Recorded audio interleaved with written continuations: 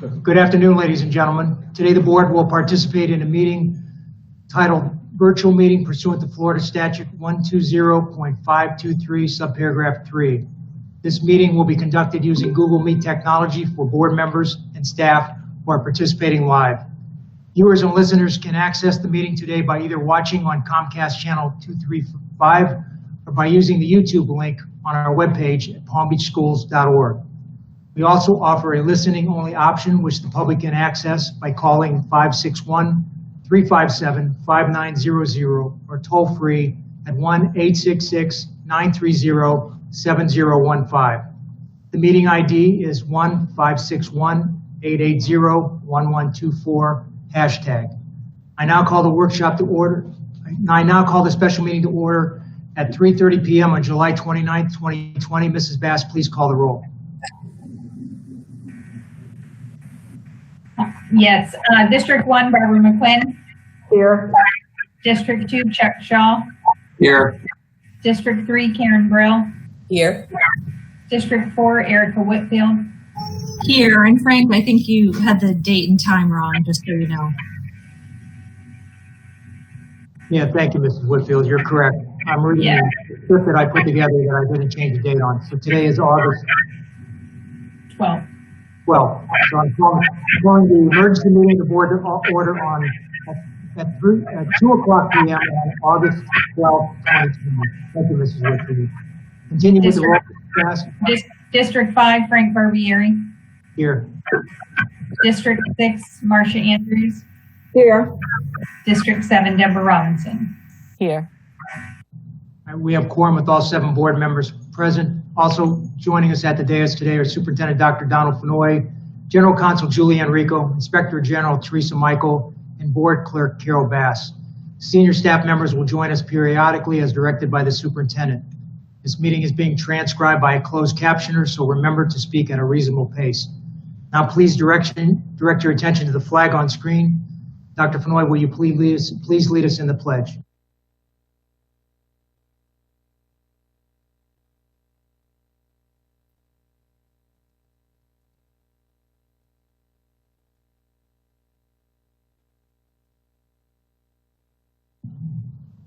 All right, ladies and gentlemen, I will lead us in the pledge. I pledge allegiance to the flag of the United States of America and to the republic for which it stands, one nation, under God, indivisible, with liberty and justice for all.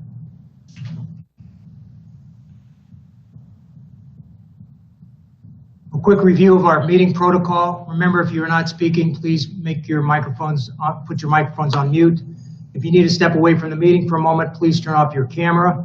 For the public's information, when a board member's camera is off, the board member is still present at the meeting and can still hear what's happening. I'd like to welcome the public speakers who are joining us in person today. While your attendance here at the board office is appreciated, please be mindful of important safety protocols that the district now has in place to conform with COVID-19 safety guidelines. Please respect this cautionary warning that in the event of interference with the orderly processes of the meeting, failure to follow the safety protocols and procedures, or otherwise disruptive conduct, this conduct will result in removal of the person from the meeting. Please abide by these protocols so Palm Beach County School Police officers do not have to take action. Mr. Chairman, can you hear me now? Yes, sir. I can hear you now. Thank you.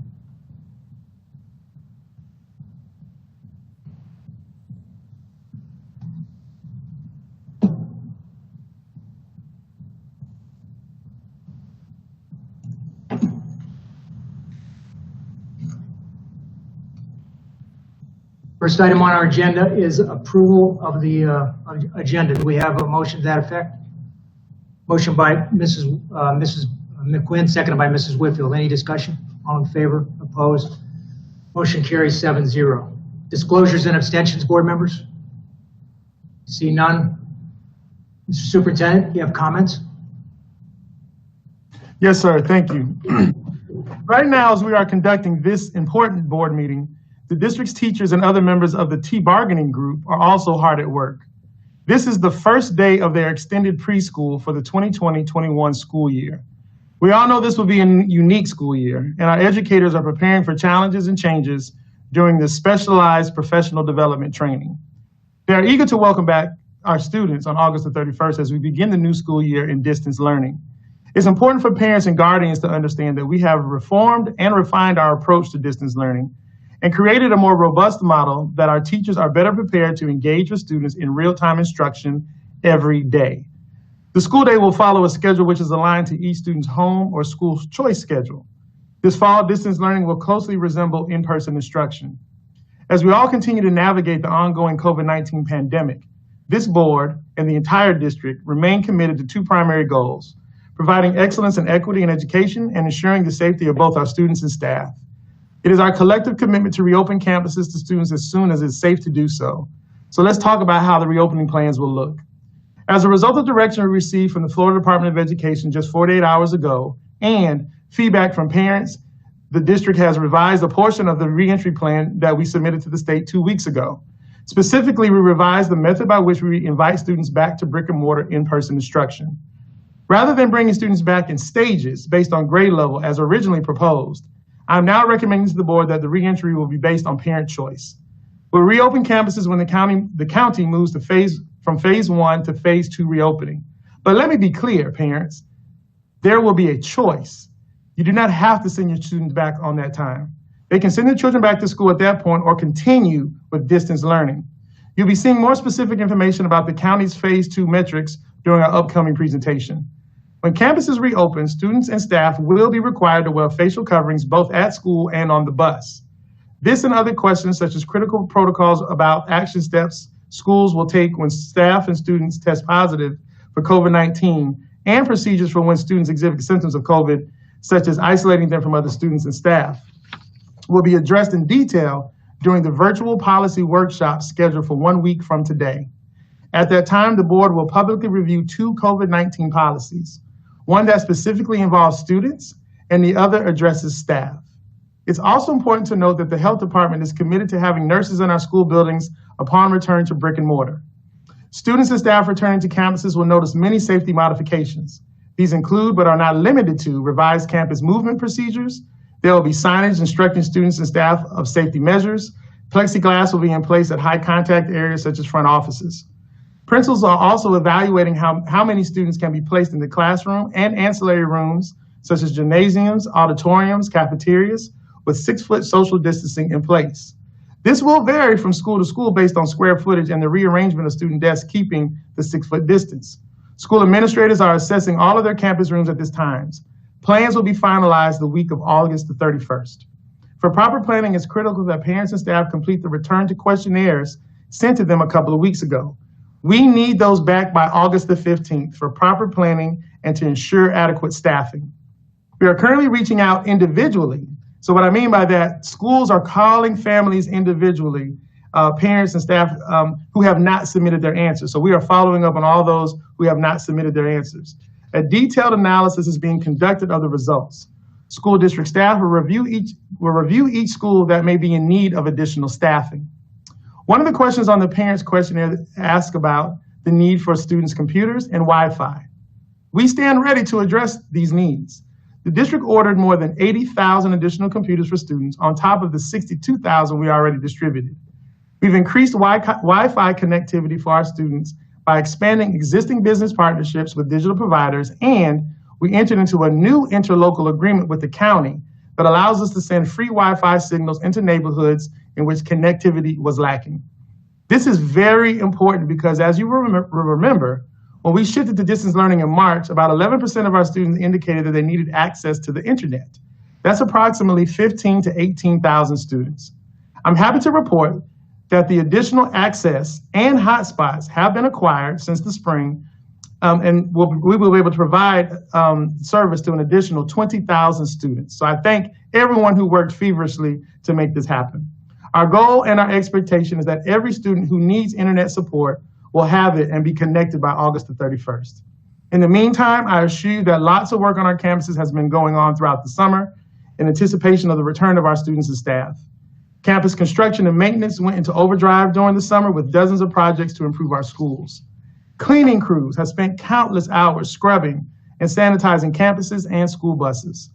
We also continue to feed our students. More than 4.5 million meals, free meals, have been served since campuses closed on March 13th. This week, school food service will be expanding from 51 feeding sites to 129 school-based sites. Finally, before we dive into the work at hand, it's important to mention that the revised reopening schools plan, which will reflect parent choice as we reopen campuses, will be submitted to the Florida Department of Education at the conclusion of this meeting. It is essential that the Department of Education approves our plan, as approval is a prerequisite to two major financial assurances. First, the DOE approval should ensure the district receives full FTE funding for students participating in our online distance learning program. Absent an approved plan, there is some concern FTE earnings may be reduced or not recognized. Second, DOE has committed to fully fund school districts with an approved plan for projected student enrollment and transportation FTE, regardless of actual October FTE. The district's financial outlook is challenging as it stands, and the loss of these assurances could prove to be devastating. I cannot overstate the importance of our work here today. Mr. Chairman, those are my comments at this time. Thank you, Mr. Superintendent. Board comments, I'll start with Mrs. McQuinn.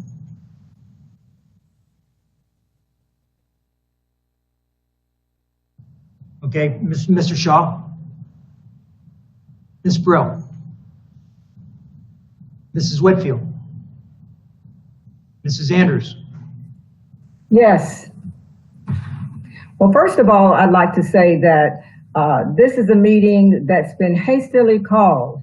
You know, I thought our plan was already being in the pipeline for approval. It was interesting as I looked on the Florida Department of Education website every day last week. I just thought we were in the pile of getting ready to be approved. It was interesting after communicating with several of the district's staff, as well as connecting with other people from across the state, I felt we were in trouble. So once I began to make that connection, I found out that we had not been approved and we had to make changes. I had no idea that we were actually having to make changes, but I thought those were small changes. I did not get a chance to see those changes, but apparently they were sent back in, and I don't know if any other board member had seen them, but they had actually been sent back in. And so soon thereafter, I spoke to the superintendent and I found out that we are really in trouble with our plan, and that at this point in time, we had to make some severe changes, which was just 48 hours ago. It's truly important that the board gets this information as soon as possible, especially on the first run when we had issues. And I never saw those issues. I never saw the corrections, the modifications that we made at the beginning. So communications and dialogue with this board member, as well as all of the board members, is critical. Now, you know, today I'm going to support the amended plan that's being brought forth today, finally, because it gives all parents a choice. And it's important that parents have a choice. Just a few weeks ago, I talked about parents are responsible for their children and they should have a choice. Teachers should have choices, as well as employees within our district. And then as I looked at the survey that was just given to me yesterday, I saw that 39% of the parents were unsure, you know, if they were coming back. So information is very, very critical. It was interesting, 37.6% of the parents really wanted their children to return to brick and mortar.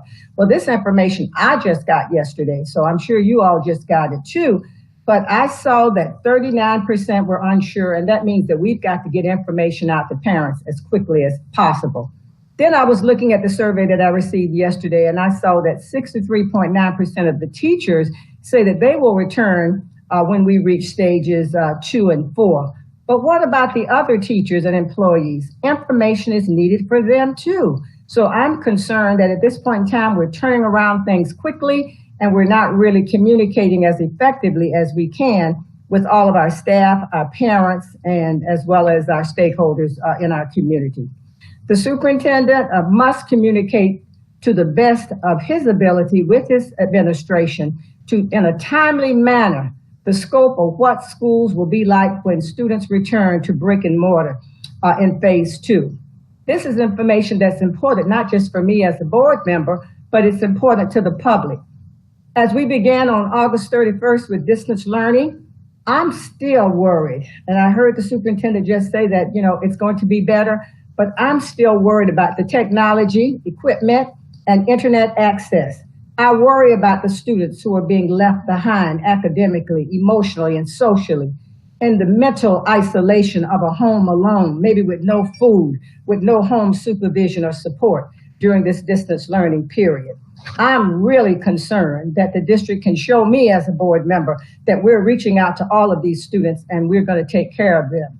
I'm worried about the district rejecting the Boys and Girls Club's ability to continue working within our facilities for the next 2 weeks to provide some support for some of these same challenged children who really need support.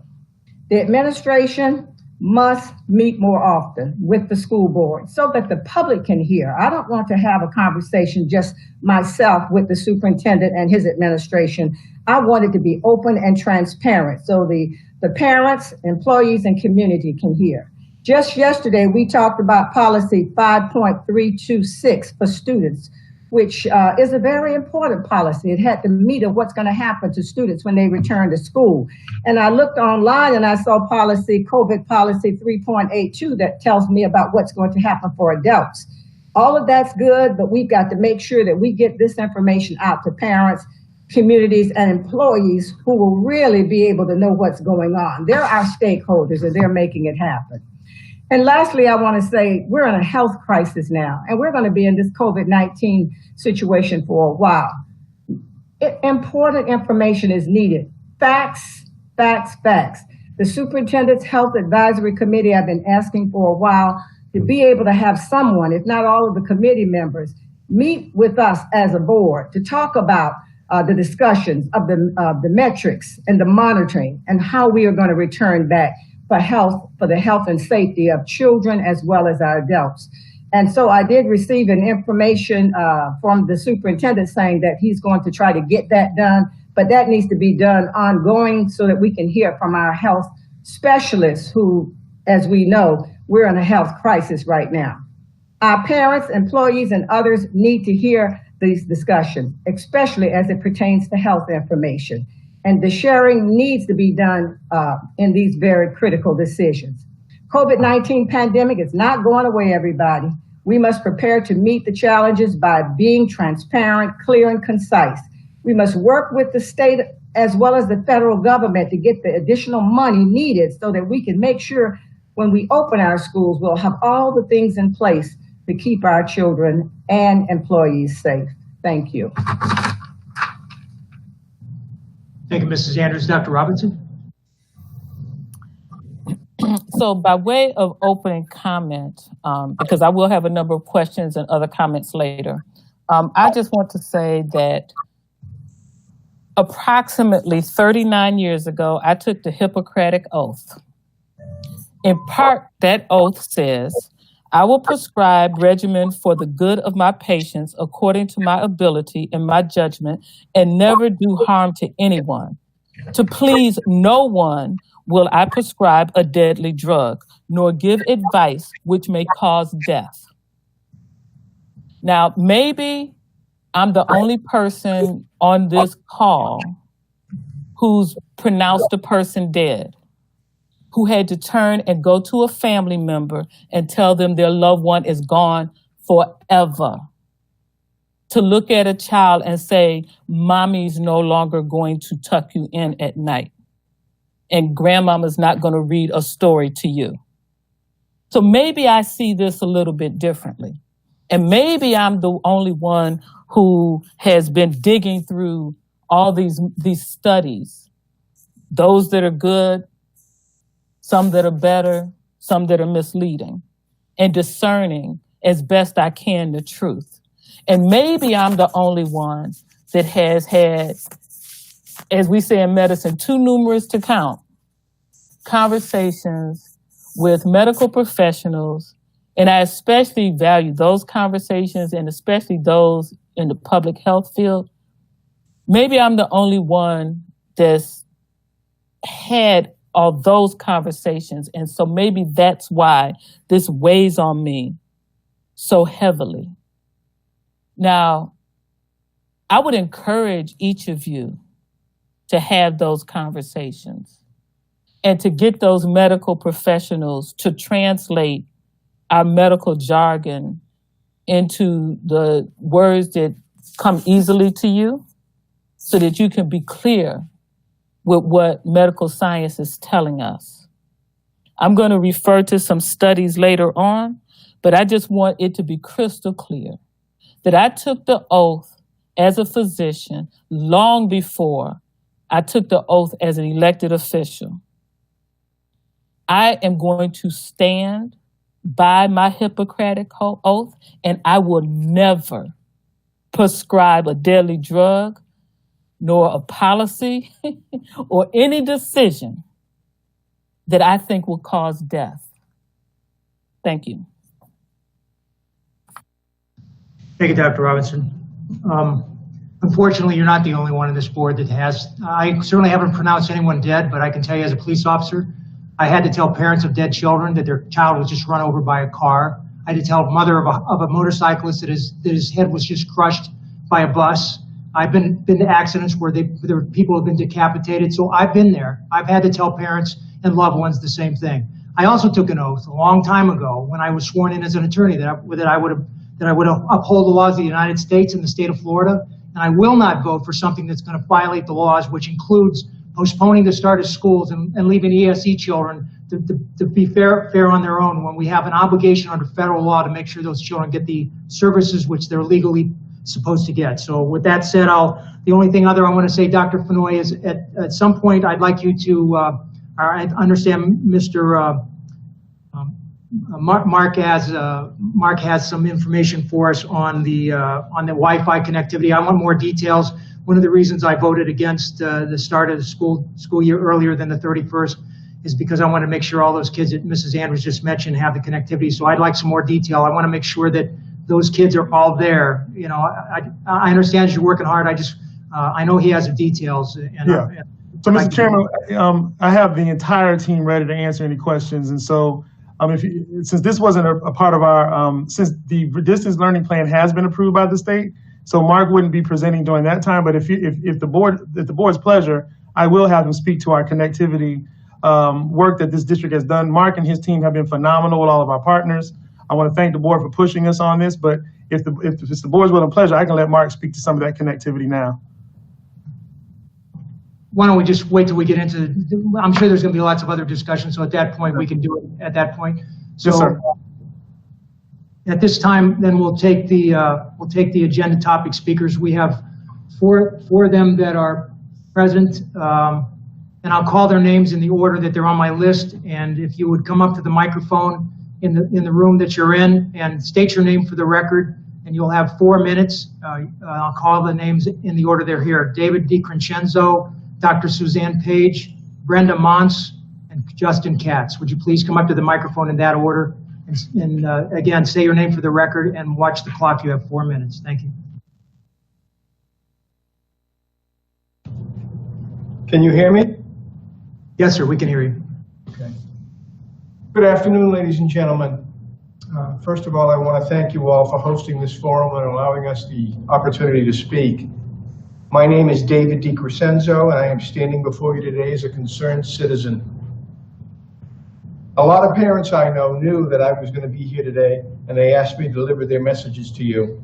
So I asked them to write them down, their comments that is, and they did.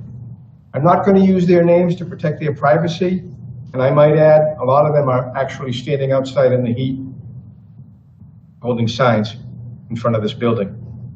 First off, there's a dad that wants to know if the Palm Beach County Schools were given the green light to open brick and mortar, would they be ready on August 31st? Are they prepared? He's worried that they're not. This next letter, I guess you could call it, is a very gut-wrenching note from a mom. And I'm going to read it verbatim because I couldn't have written it better than she did.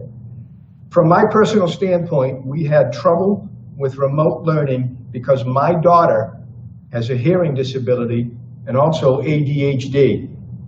Not only did she have a difficult time hearing the lessons with the other children talking in class on the Zoom meetings, she is completely incapable of sitting in front of a computer for even a few hours, let alone all day. She not only fell through the cracks academically and regressed in her learning, She became acutely aware of her disability and became depressed. Each day, she would dissolve into tears and cry about how stupid she felt. What was even worse, she became suicidal and would cry to me at night and tell me that she wanted to kill herself and didn't want to be here anymore. It was terrible to watch her decline mentally as well as emotionally and physically.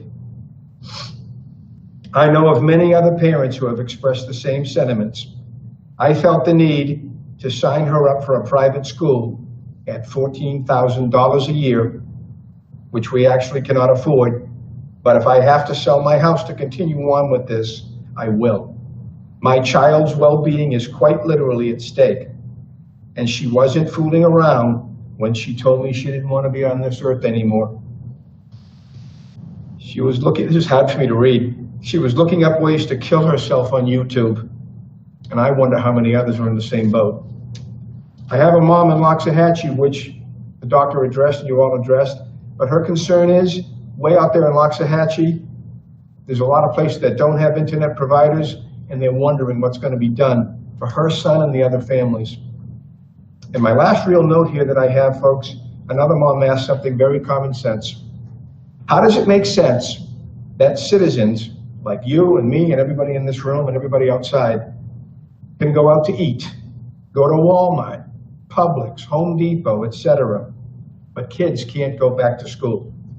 The homeless population in large cities around the country and right here at John Prince Park, they're not dropping dead, they're not wearing masks, and they aren't social distancing. It's something to think about, folks. I want to thank you again. My name is David DiCrescenzo, and I appreciate the opportunity. Have a great afternoon. Thank you.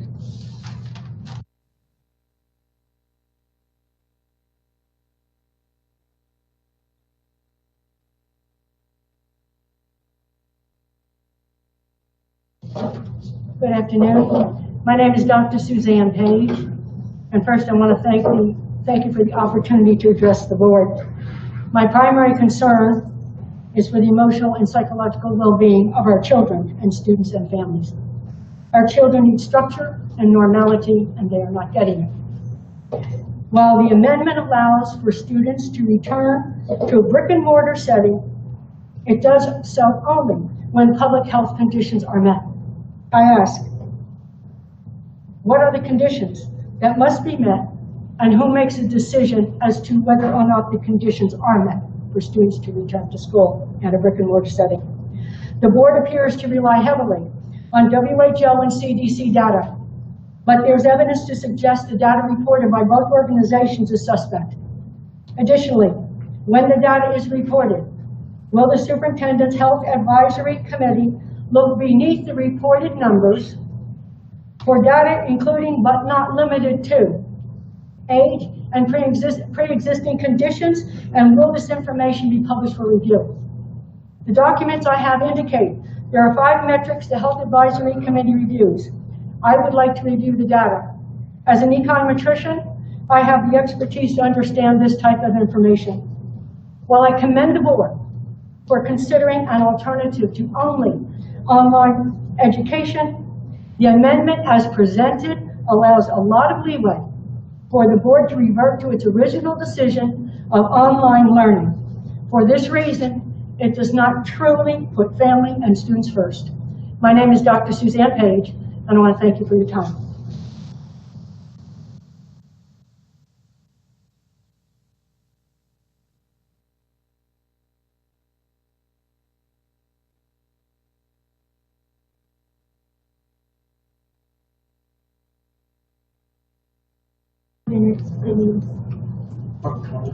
Yeah, that's what she said. Good, ma'am. State your name for the record and go ahead.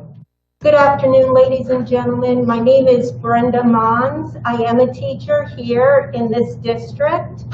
And thank you for allowing me to come here and talk to you about my situation. I recently found out, can you hear me clearly? Yes, ma'am. Okay, thank you. I recently found out from a friend that is a teacher in Dade County that they are matching students of parents that don't want their children to go back to school for various reasons for the entire 2020 and 2021 school year, or until a vaccine is available, with teachers that have medical issues and are vulnerable to the coronavirus. She advised me that Broward County is also accommodating families and teachers in this way. I love my job teaching children, and I care about their future. I put my heart and soul into my job for the past 22 years in the state of Florida. I have received the Best and Brightest Award since they started the program. However, to my dismay, Palm Beach County is leaving me and other compromised teachers no choice but to take a leave of absence without pay and without health insurance. My hope is you can help me, along with many other teachers that are in my situation. It is a problem that is causing me great concern and that I have been unable to solve without bringing it to your attention. I raised this matter informally with the Americans Disability Department at the school district. Mrs. Wellings politely listened to my situation and will get back to me next week. However, she did explain at this time they have no accommodations for teachers that can be seriously impacted by the coronavirus. I hope in bringing this to your attention, we can resolve this issue quickly. It is heartbreaking that I might have to go on unpaid leave with no health insurance if we are forced to go back to brick and mortar. I am 61 years old with asthma and autoimmune disease and recently started having heart problems. All teachers work ultimately for the state of Florida, and we should all be accommodated in the same way. How could anyone survive without pay or health insurance for any period of time? It would be a blessing, a true blessing, if Palm Beach County would do the same for our families and employees as Dade and Broward County have. I have many ideas that I can talk to you further about if you so wish to do so. Thank you on behalf of families and teachers in Palm Beach County.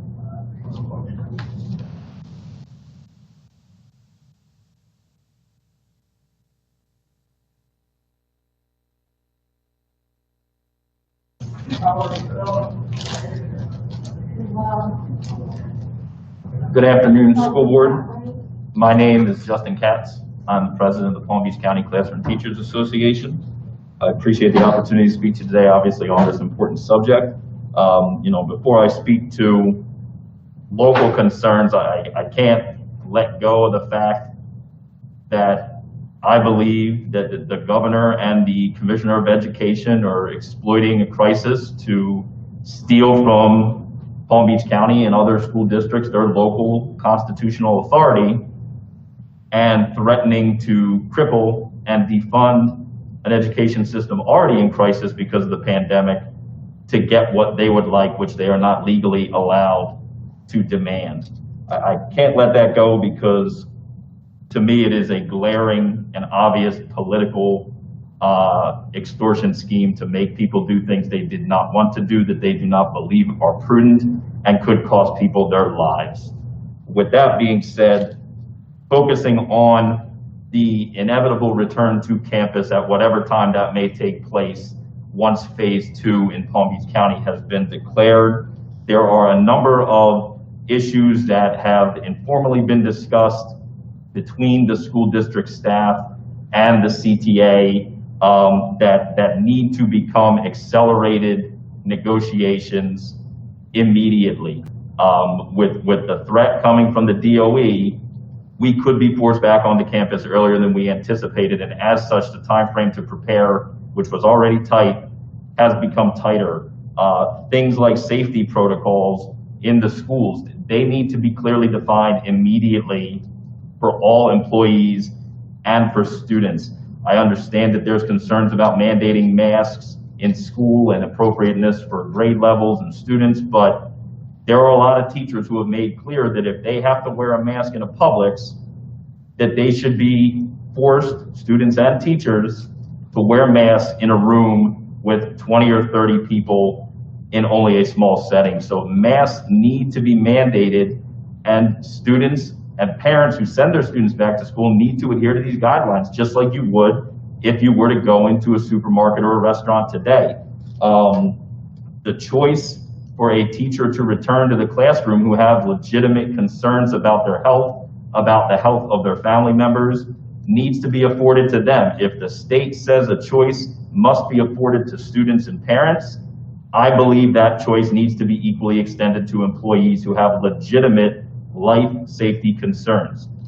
And lastly, with my time left, because it is impossible to determine where someone got COVID if they are constantly going to a building with hundreds of people every day, any teacher or any employee who contracts COVID needs to be taken care of by this district. They cannot afford to be put out on quarantine and have to use 10 or 20 days of sick leave. The district needs to do right by their employees. They're being told they have to come back under conditions that are not in accord with what society has established, and this district should take care of them. I look forward to continued conversation and appreciate your time. Thank you, everyone. And thank you to our custodial crew for cleaning those podiums for us every time there was a speaker. Board members, we have 16 recorded speakers. The time period is 25 minutes and 17 seconds. Mr. Ramasar from the IT department will be running those for us for the next 25 minutes. Mr. Ramasar, would you start those, please?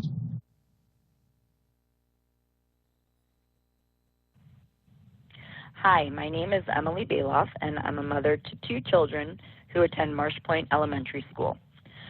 I'm calling about the August 12th school board meeting topic, potentially amending the changes to the plan to reopen schools this year. First, I'd like to thank and applaud the extraordinary efforts of the superintendent and all of the school board members that have been taken to ensure that any decisions to reopen schools places the health, safety, and well-being of our students, teachers, school personnel, and all of their family members as the top priority. I am hopeful that this message continues to be the center of any decisions that are made or amended to the plan to reopen schools. I'm hopeful as well that by offering parents the choice to have their children return to school, that teachers are also afforded the same opportunity to choose whether or not to return to their brick and mortar schools or to continue to provide distance learning, because that is what is in the best interest of the safety, well-being, and safety of themselves and their families. My concern is that teachers might fear retribution if they make the decision to stay home and continue to teach remotely, even though their home school might be required to reopen. I'm hoping that the school board and the superintendent maintain the message that the health, safety, and well-being of teachers is just as important as offering parents the option to return their children to school, especially if that decision is made before it is truly safe to do so. Please make sure that the message that you're sending to teachers is the same that is being sent to parents who are not teachers, that no matter what, the health, safety, and well-being of our students, teachers, school personnel, and their family members continues to be the top priority, and that teachers will not have to fear retribution should they choose to keep their kids home and teach remotely, and that they will not have to fear losing their jobs while trying to educate our children during this unprecedented pandemic. Thank you for your time and consideration.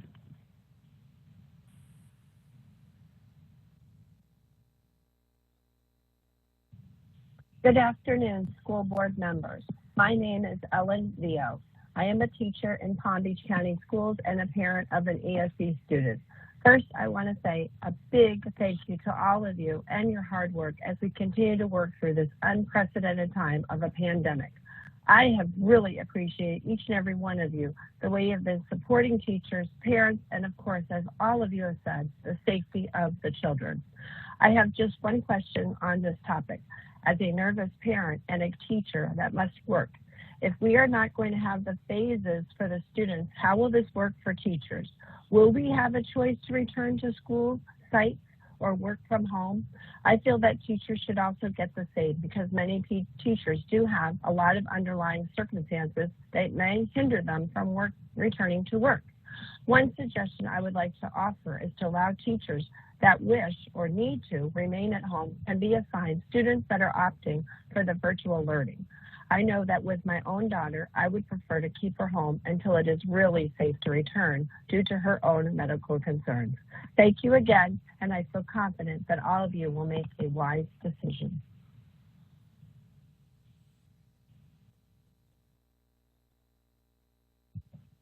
Hi, my name is Mrs. Hansen. I am an ESE teacher for the school district for the past 17 years, and I have two students, an incoming kindergartner and an incoming 7th grader. All three of us will be working at 3 separate schools when we resume in person. The reason why I'm leaving this message is for the school reopening plan that will be discussed on Wednesday, the 12th of August. To my understanding, we will be discussing taking away the staggered start, which I strongly support.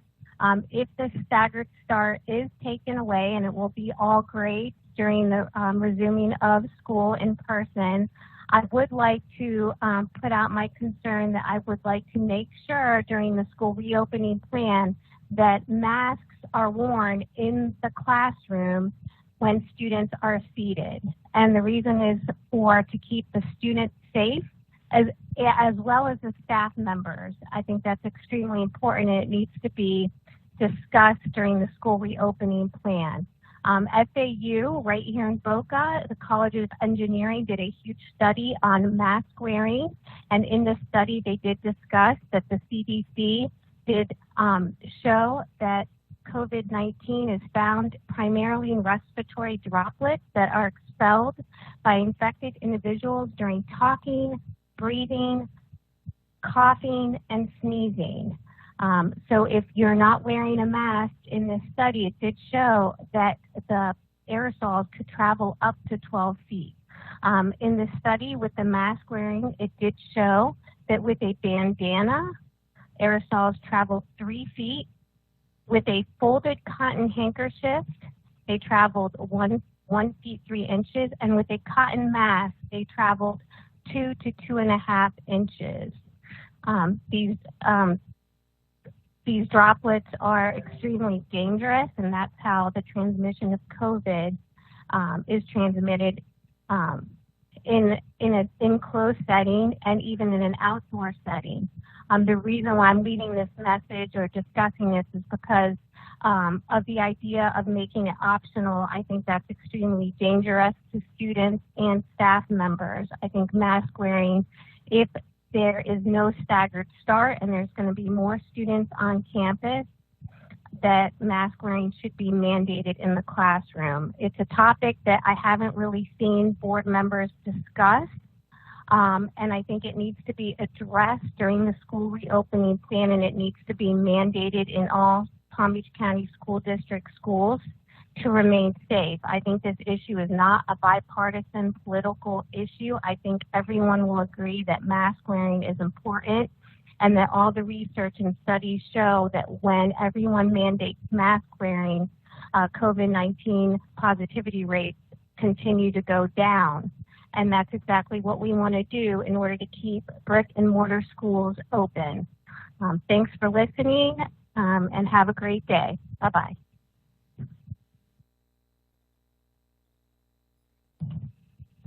I'm calling in regard to the mask mandate that the kids should have for school, and I am totally in favor of it.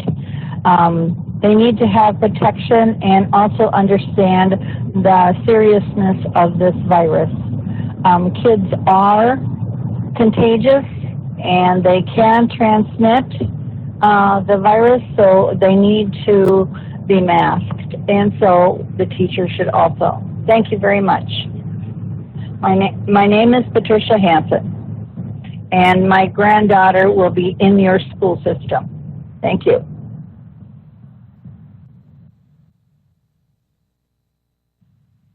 Hello, my name is Susan Chapman. I am calling regarding item AB1. The topic is reentry options.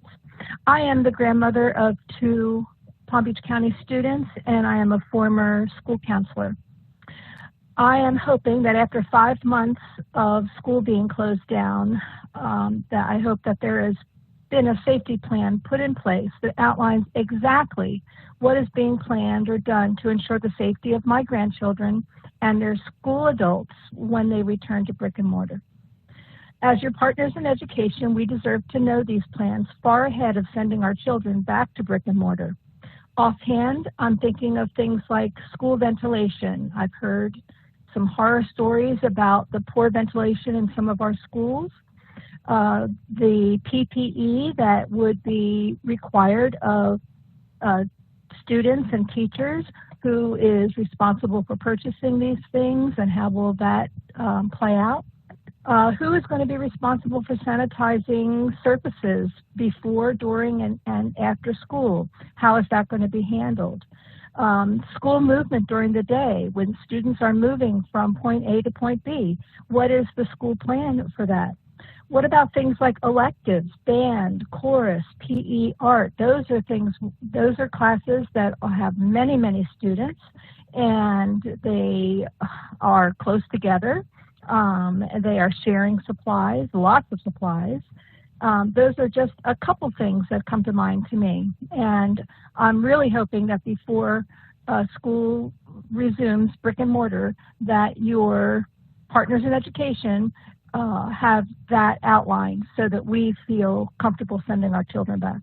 Thank you for everything you've done. Thank you in advance for opening schools remotely. I feel very confident in your decision making. Thank you.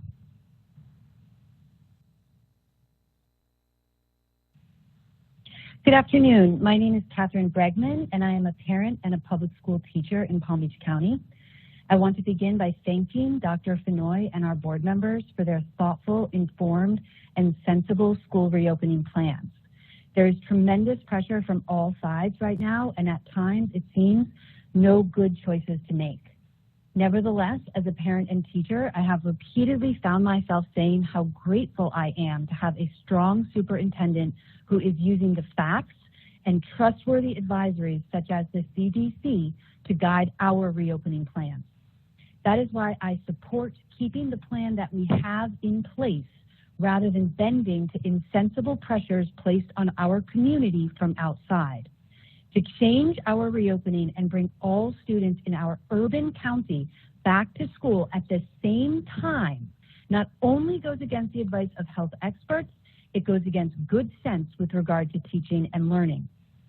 Asking teachers to risk their well-being in order to do 2 jobs at once, teach online and in the classroom, is a recipe for mediocrity in education. The district has provided teachers with a plethora of high-quality online professional development, which teaches teachers how to utilize programs that foster student collaboration, critical thinking, and engagement online. Programs like Adobe Spark and Jamboard are fantastic for online learning, but they do not translate into in-person learning. Pedagogical practices that are successful in person differ from what is successful online, which means both environments will suffer when teachers are asked to teach in both at the exact same time. Pedagogical concerns aside, health and safety is even more important, and that too will be deeply compromised if we reopen schools all at once and too early. We only need to look around the country at what unsuccessful reopenings have already led to: closure once again. Rather than jerking parents, children, and teachers around, your previous plan laid out a smooth and sensible timeline that wouldn't wreak havoc or chaos on schools or individuals and their families. Palm Beach County reopened too quickly, and now we are suffering much more than we would have if we had been willing to hold off. Please don't make the same mistake with our schools. Lastly, I understand the state is pressuring you and presumably threatening to withhold funds. I wonder what type of legal options are available to the district when our own State Department of Education is ignoring health experts and pressuring us to put tens of thousands of children, teachers, and their families at risk. Thank you for considering my comment today. Thank you for the incredible work that you're doing. I trust that you will make the right decision.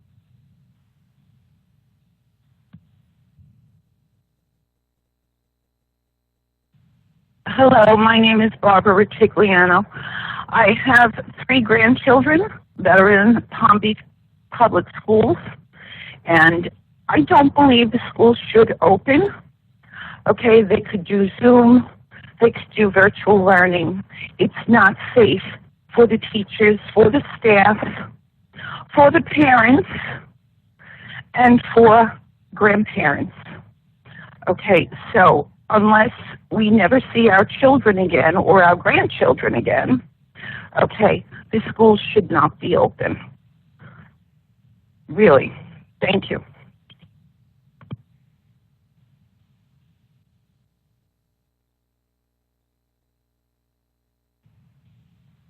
Good morning. This is Antonis Lodaros, former teacher for Palm Beach County for 35 years. Superintendent Mr. Fenoy, school board members Mr. So, Ms. Brill, Ms. Whitfield, Mr. Barbieri, Ms. Andrews, Ms. Robinson. You are not scientists. To consider a revision that would open the school doors to all students without any phasing of reentry can very well bring a new front of this coronavirus pandemic to our children and, of course, our teachers. This is unthinkable. The virus doesn't have a brain. We have a brain. Our children and our teachers are not pawns to a politically played chess game. Thank you. Adonis Rodaros. Good luck, guys.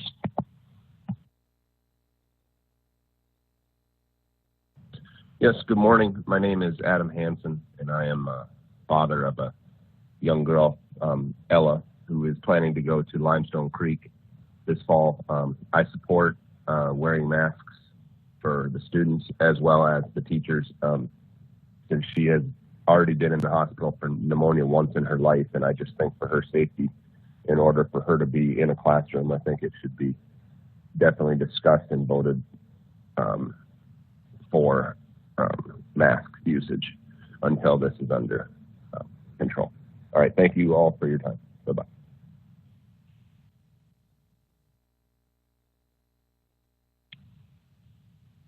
Hello, my name is Dr. Robert Pinsker, and I'm calling about the lone agenda item, school reopening. I have a few concerns. One concern, and I'm not sure Palm Beach County parents know about, is that the classes are going to be recorded. In order to be recorded, they must have consent of the parents. It is under Florida Statute Chapter 943.03. Look it up. Florida is a two-way communication state, and all parties in electronic communication, which the classes will be, are required to give consent. I am concerned in that regard because also from my cybersecurity expertise and publications that the county has not been transparent about this, the recording, as well as how they're going to store that the class recordings and for how long. I remember Edmodo that got breached, and I have very serious concerns that Google or the district's servers are going to not be breached. Therefore, I will not give consent for my child. So I'd like to Palm Beach County parents to be aware of that. My second concern deals with Thanksgiving week and the scheduling. I have a child that needs to take college level summer classes next summer and won't be able to because the schedule is being pushed out. I would rather have the schedule be reduced next June and meet Thanksgiving week as this county has traditionally done, with the exception of the last 2 years. Because any time that people miss by traveling Thanksgiving week, which is I don't think what the district wants people to do, but in case they want to do that, can be made up. But summer school at the college level, where many seniors and some other high school students as well cannot be made up. So I encourage the district to please reschedule and meet Thanksgiving week as opposed to pushing the schedule out further in June. Lastly, I want to make everyone aware of an FAU COVID tracker by Dr. Rebel Cole, which uses Florida Department of Health data with hospitalizations, cases, and so on for not just the state of Florida, but also Palm Beach County. So I encourage everyone to look at that tracker. It uses a 1-day lag. Otherwise, it's, again, all the Florida Department of Health data. So please take a look at that. All right, thank you.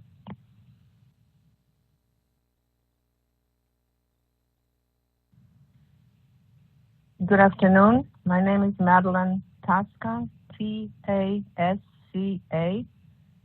I'm a resident of Florida for 50 years and a restaurant owner for 27 years in Jupiter. I am completely opposite to opening the schools. I have my grandchildren that go to local schools, and I don't feel it's safe for the kids to go back to school. We're not ready. The schools are not ready.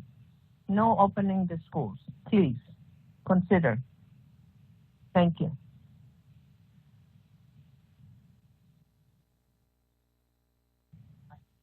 Hi, my name is Andrew Haber, and I believe students should wear masks at all times while on campus and in the classroom for safety of the teachers and everybody else around them.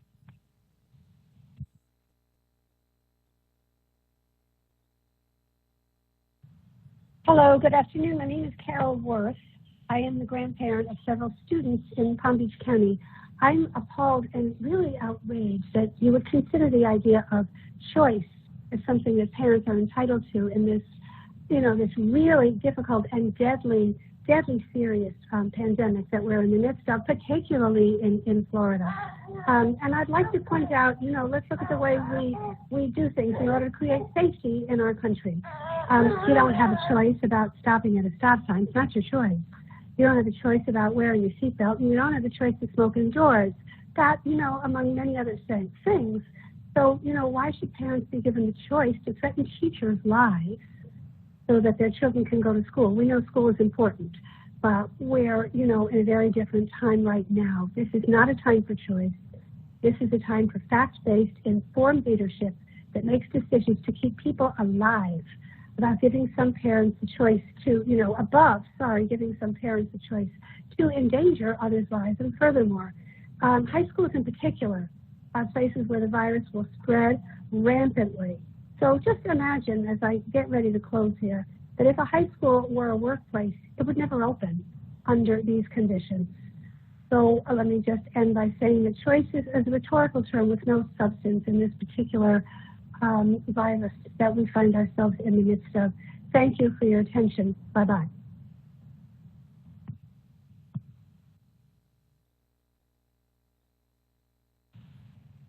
Hello, my name is Nina Boynton. I'm a Palm Beach County resident, and I would like to leave a message about school reopening.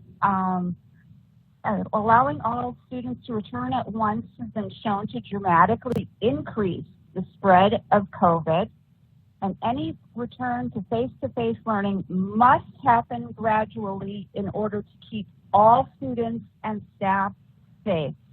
Thank you very much. Have a good day.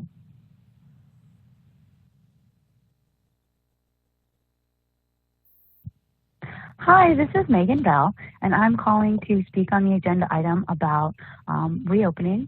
And my comment is that I believe that parent choice is an important indicator for when the students should return. However, I think it could be extremely dangerous to allow a large amount of students to return simultaneously. So even if the measurement is parent desire for the student to return, I think that we need to be very, very careful about how many students we allow back into the school buildings at a time in order to keep our COVID spread under control by the time we get to in-person learning.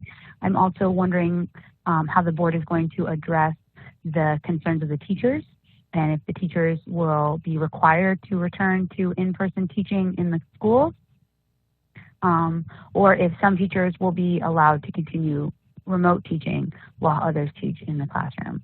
So I appreciate how Dr. Fenoy and the school board has been in this process, and I appreciate all the input that they have asked for from parents and teachers and community members, and I appreciate all the hard work that's gone into this planning. So thank you guys all very much. I feel that we are taking steps to be as safe as possible, and also I'm excited about returning to the classroom. So thank you so much. Bye-bye. Hello, this is Jacqueline Calloway calling. I am calling on behalf of the Coalition for Black Student Achievement. The coalition strongly opposes returning students back to the school building without the necessary measures in place to protect not only our students, but all of our school staff. This should not be a matter of parent choice when you are talking about the health and lives of other people. Can this board guarantee that each and every child whose parent chooses that their child return to school will have 6 feet social distance in all classrooms? If you cannot, then you must not risk the health of others. We are aware of the pressure and threats that you are receiving from the governor and the Department of Education. However, you are responsible for the decisions that you make regarding the well-being of children and your employees. Children are not allowed to return to school or to go to school without their proper vaccination. Why is this? Because they do not have the right to infect others if they carry a communicable disease or virus. We urge you to put the health and life of people in first and to not kowtow to the pressure from the state. Thank you.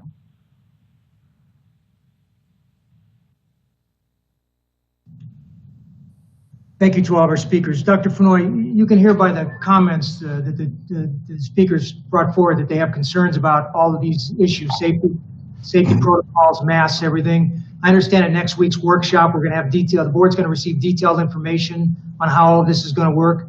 I hope that you will use every available form of communication by our communications division to get the word out to the teachers, especially our teachers and our parents, but other staff members to watch that workshop next week so that they can have those concerns addressed, hear those concerns addressed. Yes, sir, we will absolutely broadcast that. And now that we have teachers doing pre-service work too, we will make sure that the principals share that information as well. Thank you. At this point, Mr. Superintendent, you can go ahead and make your recommendation on AD1.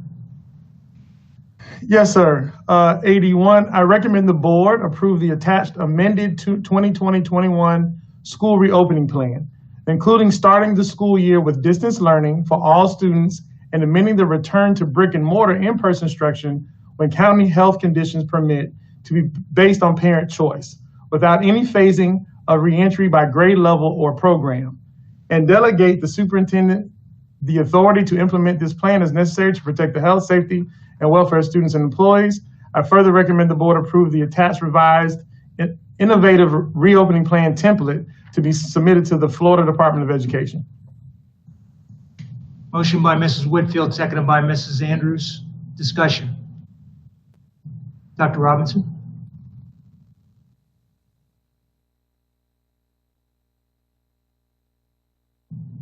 It's not on, Dr. Robinson. Did I miss a presentation when I went to go make tea? I thought we were having a presentation. Yes, Am I wrong? I could be No, wrong. we have a presentation available. So, if Mr. Oswald, if you can bring that up, you and I can get started, if that's the chairman's pleasure. Yeah, go ahead with the presentation.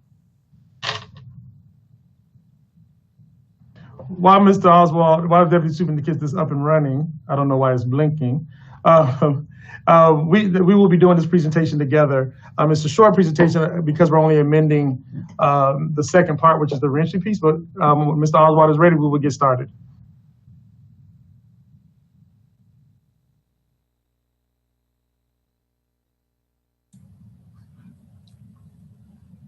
Am I still blinking?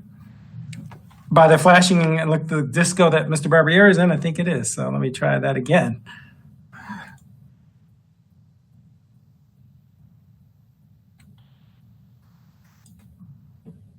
Are you trying to hypnotize us all? I think I'll probably tell you a better way to do that. Yeah.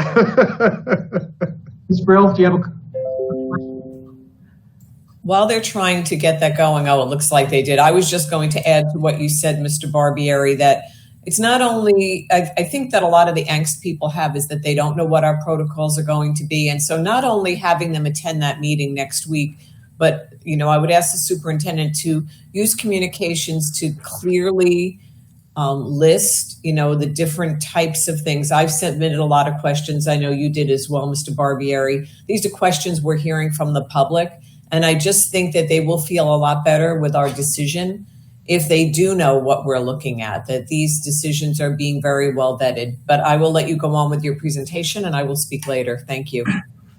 Yes, ma'am. Thank you, Dr. Fennoy, and good afternoon, board members. The purpose of this August 12th special board meeting is really to review the changes that we received from the Florida Department of Education based on the reopening plan, and in particular, the reopening template that was submitted to the Department of Education. And just recently, we did receive some specific feedback that requires us and the board to take action upon, and that's about what initiates a return back to brick and mortar. In addition, we'll talk about, provide more detail on the roadmap to physical reopening. And then following today's board meeting, upon approval by the school board, we'll submit the plan back to the Department of Education.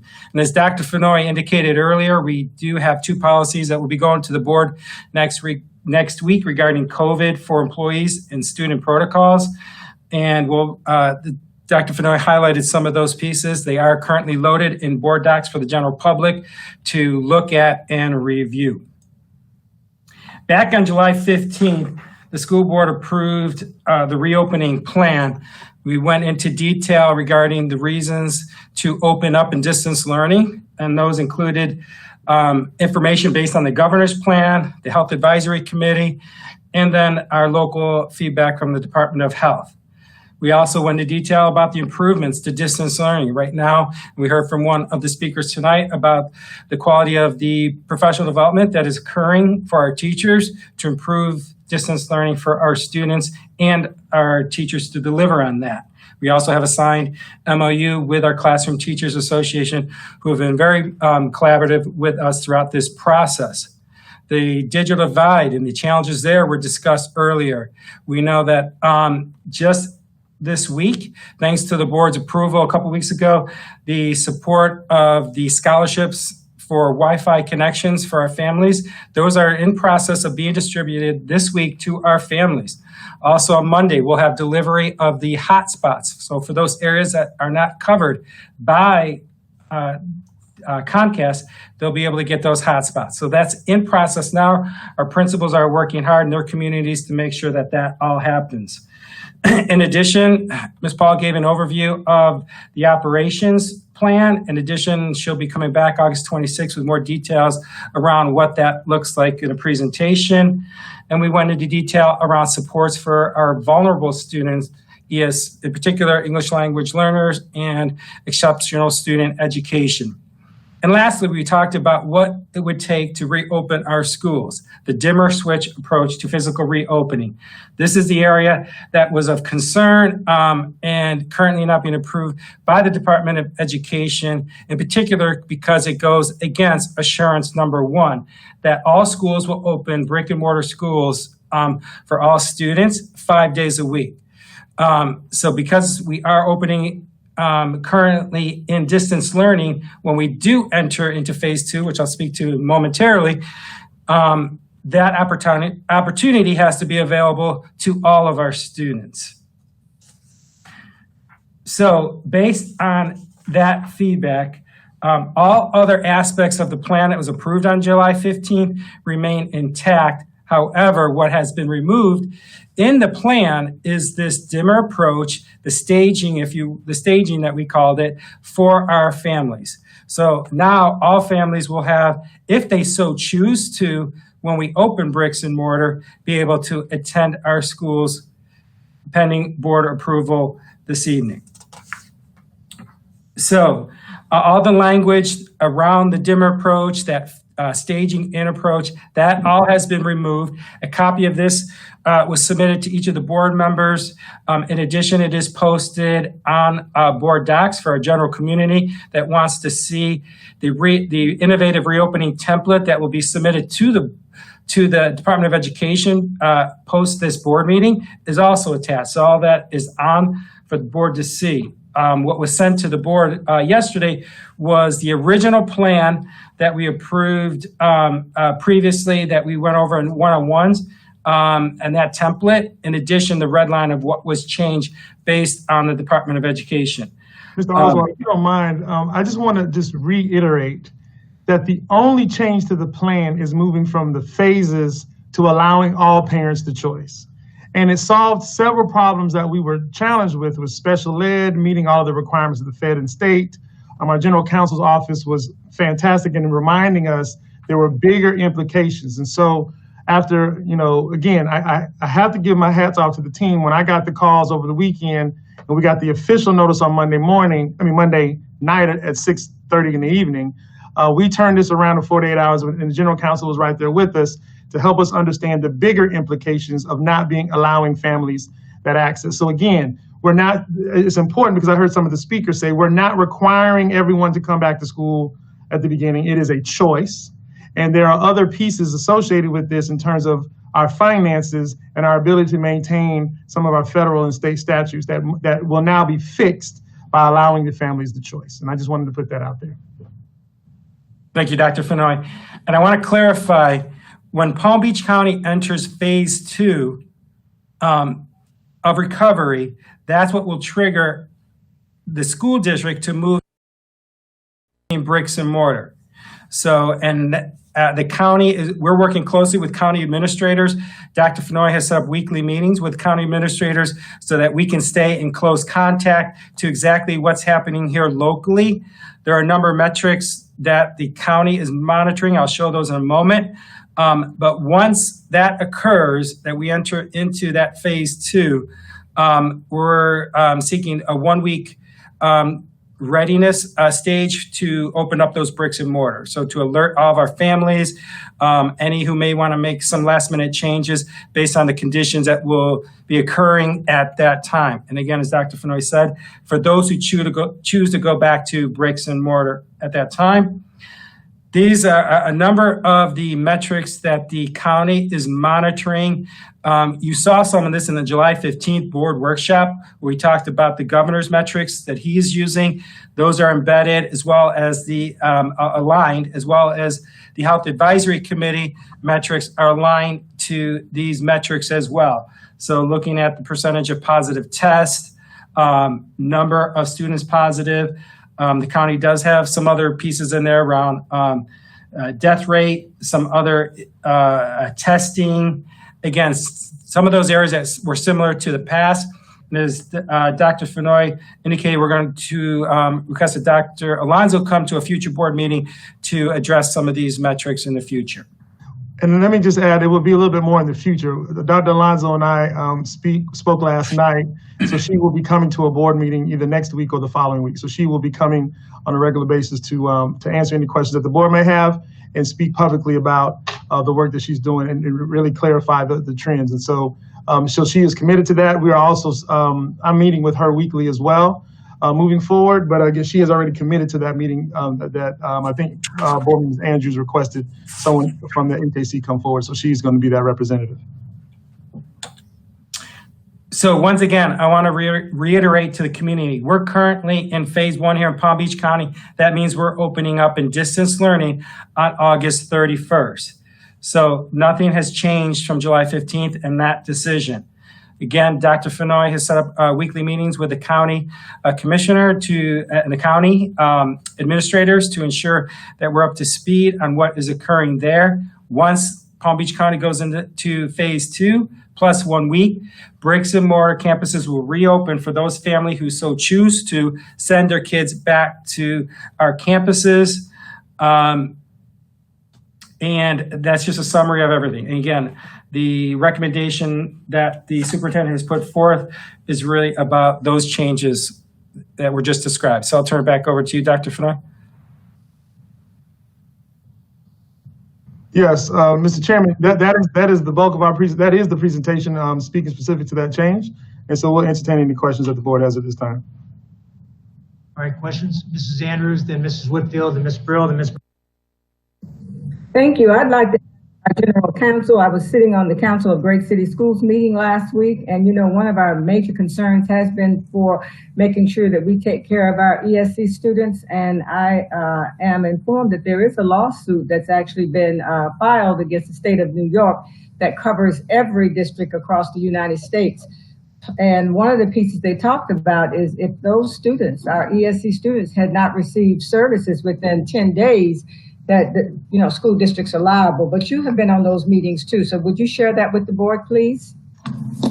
Sure. Thank you, Mrs. Andrews. And we have been monitoring this development as well as numerous others that are sort of arising out of the various situations and challenges we're facing. With respect to ESE compliance, the good news is the proposed changes to the plan will address and satisfy as implemented our ESE student compliance. So that's the good news on the plan. With respect to litigation in this regard, we certainly have not been sued or even threatened yet. I know that this is a comprehensive type suit that is being proposed in another district, and they're trying to expand it with plaintiffs, et cetera. We certainly have had threatened litigation here, and with respect to just keeping our eye on all of that, we certainly will do so, and we'll let the board know if and when those threatened litigation matters or actual litigation is brought to our immediate attention. But nothing has been served or threatened against the district in regard to that particular suit.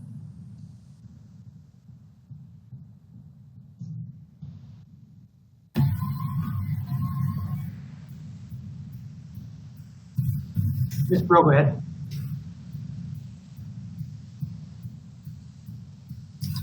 You said, are you taking me or Mrs. Whitfield? I wrote them down in a haste after I saw the hand. So if Mrs. Whitfield was before you, I don't have them written down that way. Mrs. Whitfield, go ahead. If you were second, go ahead. Thank you. I won't take too long.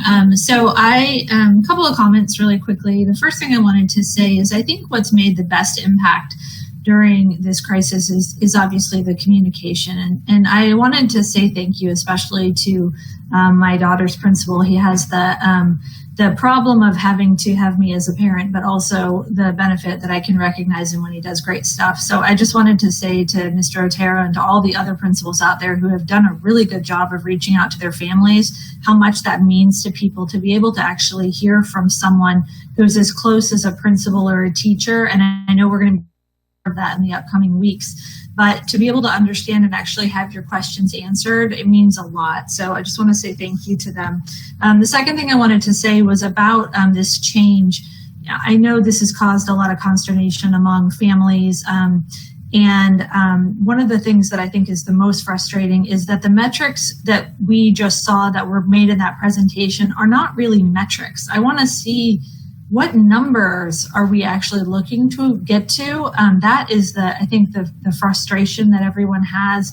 A lot of the questions that we have gotten through email have been really a worry about what does it really take to open up? What are the numbers really going to be? And I think that's on both sides of this discussion, is really understanding what numbers really indicate that we go into phase 2, not just trends. Trends are, a more of a discussion point. So I would love to know that. I know the county commission and the state are really going to make those decisions going forward, but I think it would help to ease some of the concerns of families if they could see that. So I never was a huge fan of the phased approach, just because it felt unfair to certain families. And, I talked to some families who have maybe 3 children and they're all in different grades. So it was very difficult for childcare issues. So I am actually very glad that we're removing the phases today. That's something that I wholeheartedly support.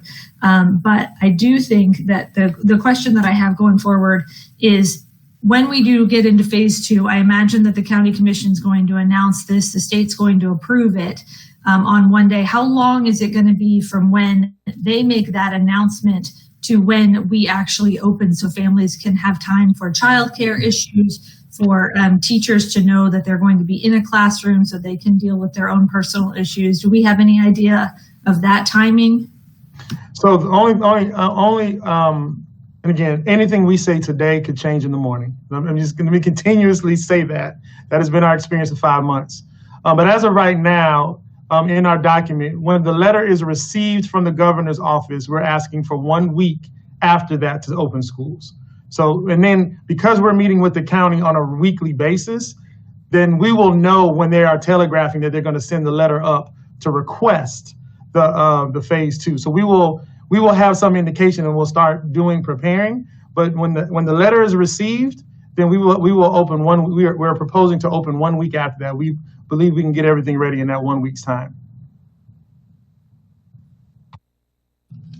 All right, Ms. Whitfield, if you're finished, Ms. Brill, then Ms. McQuinn, then Mrs. Andrews.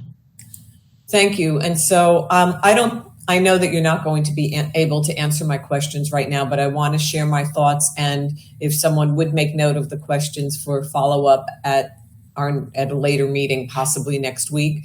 I do want to say that I completely support parental choice, and I'm also greatly concerned about our students with disabilities, English language learners, and those underserved populations who are unable to access or derive benefit from distance learning.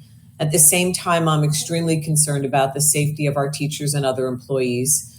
I agree with the Classroom Teachers Association. We need to figure out what we can do for our teachers who legitimately cannot return to the classroom. This is something that weighs very heavily on my mind. It weighs heavily on my mind for our other employee groups as well. What about our school food service workers who cannot return during the pandemic? What about our school bus drivers in similar situations? I cannot imagine the angst this is causing to those who want to return to work, but truly cannot. I feel confident that we're putting safety measures in place. I would prefer that we phase in students. Yes, I did not completely agree with the way we proposed to phase them in. But that said, I support the changes recommended by the superintendent today. They allow for parental choice and safety protocols, but I would like us to figure out a way, at the very least, to provide healthcare benefits to those employees who cannot return to our brick and mortar buildings during the pandemic. I'm also gravely concerned that we will not have enough teachers for our classrooms. I look forward to hearing from staff how that will be addressed. We also need to be apprised regarding where we are with transportation. Will we have enough school bus drivers? I realize that you can't answer these questions today, but I would like us to be updated as soon as possible because the county could move to phase 2 sooner than later. And so I do know that we need to put this in place, but we need to have answers and be fully prepared. Thank you. Yes, ma'am. We actually are working on some of your questions already. And it would be better to answer those as part of the full presentations operational, because there's still some other pieces to work out, but duly noted, and we are working on it, and we will get that to you as we did with the other questions you worked on, you guys gave us over the last 48 hours. Yes. Okay, I think so I'll start. Tagging along with Mrs. Brill's comments, although I already had this ready to ask. First of all, anyone who watches one of the news stations today, I have misspoke. I was reading too quickly and said that decisions would be made regarding or announced regarding the protocols for return on August 31st, and I understand that that is the week of August 31st. So I apologize for that. My question has to do with whether or not, so this will be to Dr. Fenoy. I thought that school staff, that they were in the process of contacting staff and students, well, parents, regarding students' intent to return to school. Now, I have a follow-up to that question, but is that happening now? Yes, ma'am. Some of that data has already come in. The deputy superintendent and his team are synthesizing that. We have extended it a little longer to get more. I mean, I want to say we have over 80,000 responses to date. And then what has also occurred, we have the team has broken that data down by school. And now school employees are calling families that did not indicate their choice. And so they are going through that process right now. I would also argue that as we get closer to really getting the feeling of when the county is going to phase 2, that we do some sort of a final ask of teachers and parents to get those final numbers as close to the decision point, as the execution point as possible, so that we know how to move staff around and make adjustments based on the numbers. So we are doing the preliminary work now. Obviously, one of the board members said today, quite correctly, that there's I think it was Ms. Andrews, a large number of families that are undecided. And a lot of that is going to be predicated on all these details that people are going to need over the next four weeks. And so once we start rolling out the detail with the policies next week and then operational stuff, and then once the principals do their final, they have very clear due dates of when the 6 feet desks should be done in. So all of that comes to me the week of the 31st of August. And so that is the timelines I've set with all the regional superintendents. And so they are adhering to those timelines. Okay, so thank you. And being a calendar person, so if we were to go into phase 2 plus 1 week, I'm going to assume that won't be by August 31st, since we're already to August 12th. Well, I can guarantee that, Ms. McQuinn. When I spoke to Dr. Alonzo last night, she told me, and it may have been in the paper, that she told the county that she wanted to wait 4 more weeks to even assess whether or not they should even move into phase 2. And I think she originally asked for 8 weeks, but the county only gave her 4. So she was clear that she's not even going to reassess the county status for another 4 weeks. That certainly helps that decision. And so I hear you the reason I believe, well, what I've heard from parents is that the ones who said unsure is because, number one, they weren't positive of our metrics for safe return. And then, so now that 1 month is, or 4 weeks, 4 weeks is good information. But also, many want to know, are we requiring masks? And I know that all of that's coming up in our policy next week. So I feel more comfortable now knowing that we have time for them to be able to make that decision. So thank you. Hey, Mrs. Andrews. Thank you. And just listening to our CTA president, Mr. Katz, and I just heard Mr. Oswald say that you're working together, but he felt really strongly that we really need to be tighter here. So hopefully somebody can tell me if we're really getting with him, because when we talk about all these protocols and procedures as it relates to students, teachers, even our other staff members, the maintenance people who call me every week not knowing what the process is, that we begin to truly get them educated about what's coming to the board next week and how we're going to try to work this thing out. And you've got all these people in the pipeline still sending surveys in that may not even know that there's a board item that's coming next week with the policies for students as well as for the adults. and they can't make a good decision because they don't have the information. That's what I was talking about in my earlier comments.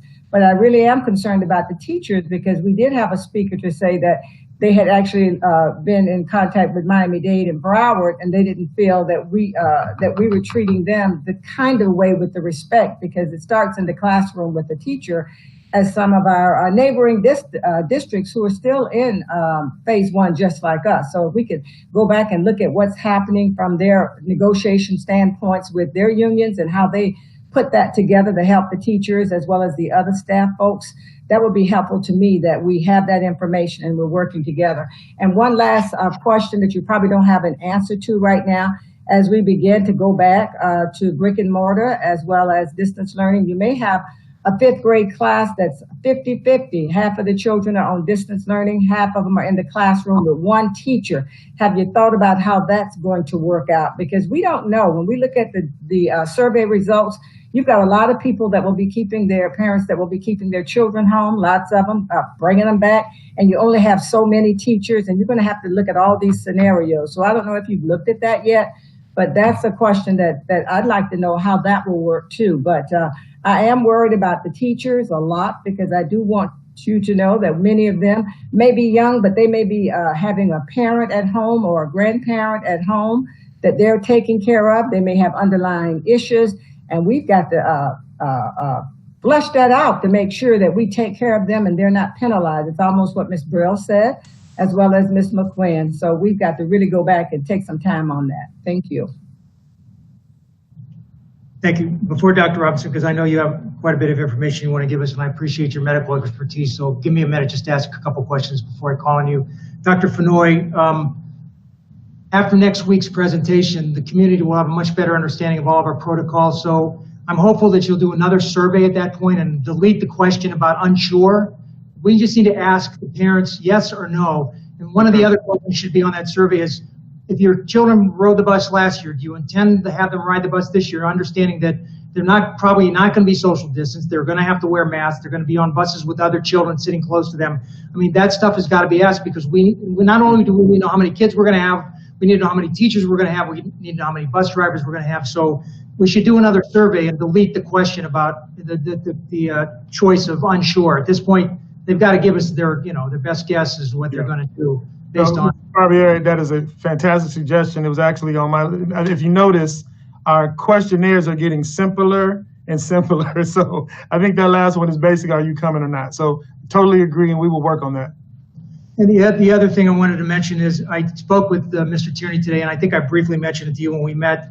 I would like somebody from the administration to go visit Jensen Beach High School in Martin County. It was opened on Monday, to get an idea of what it's like up there in a high school, a large high school, how they're social distancing, if any, what they're doing in their procedures. If they're making mistakes, they're going to find those mistakes. We can see what the mistakes are and fix them before they happen to us. If they're doing it right, that's great. Then we have a plan to follow. But could you just see if we can have some of your staff visit some of those schools in Martin County that are going to be in, that have already been open for a week by next week, to see what the situation is? We will definitely put a team of really operationally sound principals and administrators together. Not just Martin County. I mean, there are a lot of examples across the country. There are some high schools that are in excess of 5,000, 7,000 kids that are working through this now. So between all of our connections, we will do that, and we will try to. I think the really good thing the board did for us was to push our start date back to August 31st. This now allows us to see what's happening across the world in reference to this in real time, and even in our own state. So we are going to take advantage of this time, Mr. Barbieri, to learn from everybody, and so that we can put our best product forward. So absolutely, I agree. Thank you. Dr. Robinson, the floor is yours. Thank you. Well, I do have a lot, and I'll chunk it if you like, but and just to add to the intensity of my concern, I just got a phone call about a family member who just died of complications related to COVID-19. So I don't know, is that God telling me I need to fight this fight? I'm not sure. So let me start with my easy stuff. So we have these policies coming up next week that we're talking about protocols. It's clear to me that staff is working very hard. Listen, I got staff on the prayer list, okay? I know people are working very hard to do their very best. But when you're talking about protocols related to a medical problem, you need to make sure you're receiving input from people who understand the transmission of the disease. Maybe that has happened, but I'm not aware of that. And so I would hope, Dr. Fenoy, that you would configure a way that before next Wednesday, that you ask maybe members of the Health Advisory Committee who have that background to look at these protocols and weigh in. The other thing I have to say about that is it seems that we expect medical professionals to have all the answers in their back pocket, but with this new disease and we're learning, we need to ask people the question and give them time to do their own research, right? So that they can come with and be able to tell us the difference between what appears to be scientifically sound, what observationally appears to be true, and what appears to not be true. I mean, there's different categories, even though we want to hear it as yes or no. There's not. And so they can communicate that clearly if we give them the time. The other thing is when the protocols come forward, I would like each and every recommendation to have a reference. Now, I've sent a lot of information to the board office group, to various people. I mean, I kind of assume you're sick of me sending stuff, but one of the most recent things I sent was something that was sent to me from a public health physician or a physician with public health background that was from Harvard and their School of Public Health with recommendations on how we do this, right? And so that might be one of the reference documents. But what I don't want is for educators who are doing the best that they know how to do to bring us recommendations based upon like the survey says, right? I want us to make sure we are doing everything possible to keep children, staff, families, and communities safe. So that's that. I think that's probably my easiest request for today. And I heard you, Dr. Fenoy, say yes, so I appreciate that. Okay, let me get to the other easy thing, because I got some stuff that's not quite so easy. And I'm Dr. Fenoy, I think I've counted 5 times you said 6 feet. And I want to jump for joy each time you say 6 feet, okay? So yes, I'm locking it in. It's written in ink. I think we stipulating to the court. Is that what you say, you lawyers say, Mr. Barbier? We stipulating to the court 6 feet will be in the plan, right? I'm hoping, and I've heard many of the speakers talked about facial coverings. We say, people are saying mask. I want to translate that to say facial coverings, because there's other kinds, right? We need to make sure we're also including the hand washing, the expectation. I think research shows every 2 hours, right? And then the frequent wipe down of services. Another thing that is important is the cohorts or the bubbles, right? Which I'll get into later, but I'm just saying, I'm telling you my expectations are when these protocols and these procedures come forward, because I have forgotten about reading, writing, arithmetic, and talk about COVID. And so I have a lot of information in here that I would like to help share in the best interest of Palm Beach County. But let me move on. So the president of the Classroom Teachers Association used this term political extortion scheme. Was there a threat to funding? No, it wasn't not a threat. It's just the realities of as we understand the language, distance learning plan. You can only get 80% of the funding if we do not go brick and mortar, and so that's sort of the tension point. And again, a lot of this hasn't happened yet, so we're basically interpreting these realities and being as cautious as we can so we don't find ourselves in a worse financial situation. But the only one that I know for sure was that there was some language around only funding 80% of the distance learning, and that, but if we were to open up brick and mortar and have that choice for families, then we'd be eligible for the full FTE. That is how I understand it. Mike, did I say that correctly? Yes, sir. There was there's a couple issues there, and the executive order provided some assurances financially that as Dr. Fenoy explained, it was that when we do this innovative distance learning, that we could qualify for full funding, and that's important, you know. And then the second thing was really the safeguard around our enrollment for October, that districts would kind of be held harmless to their projected enrollment, even if we have a decline due to COVID. So you don't really know the full impact of that until we see what our numbers are. And then the point Dr. Fenoy made is probably the bigger concern, that, you know, if all of a sudden our distance learning is say, hey, look, you know, we're not going to count this FTE because we can't prove you had X hours of seat time every day, you know, it opens us up, right, to be kind of questioned if we're really meeting the same requirements as if we were sitting in a classroom seat. So the financial risk is great, and that's why there was some, you know, I pointed out that there were some positive aspects of that executive order when it came to funding, kind of to protect districts, but that's all out the window if you don't have an approved plan. Okay, thank you. So let me move on. So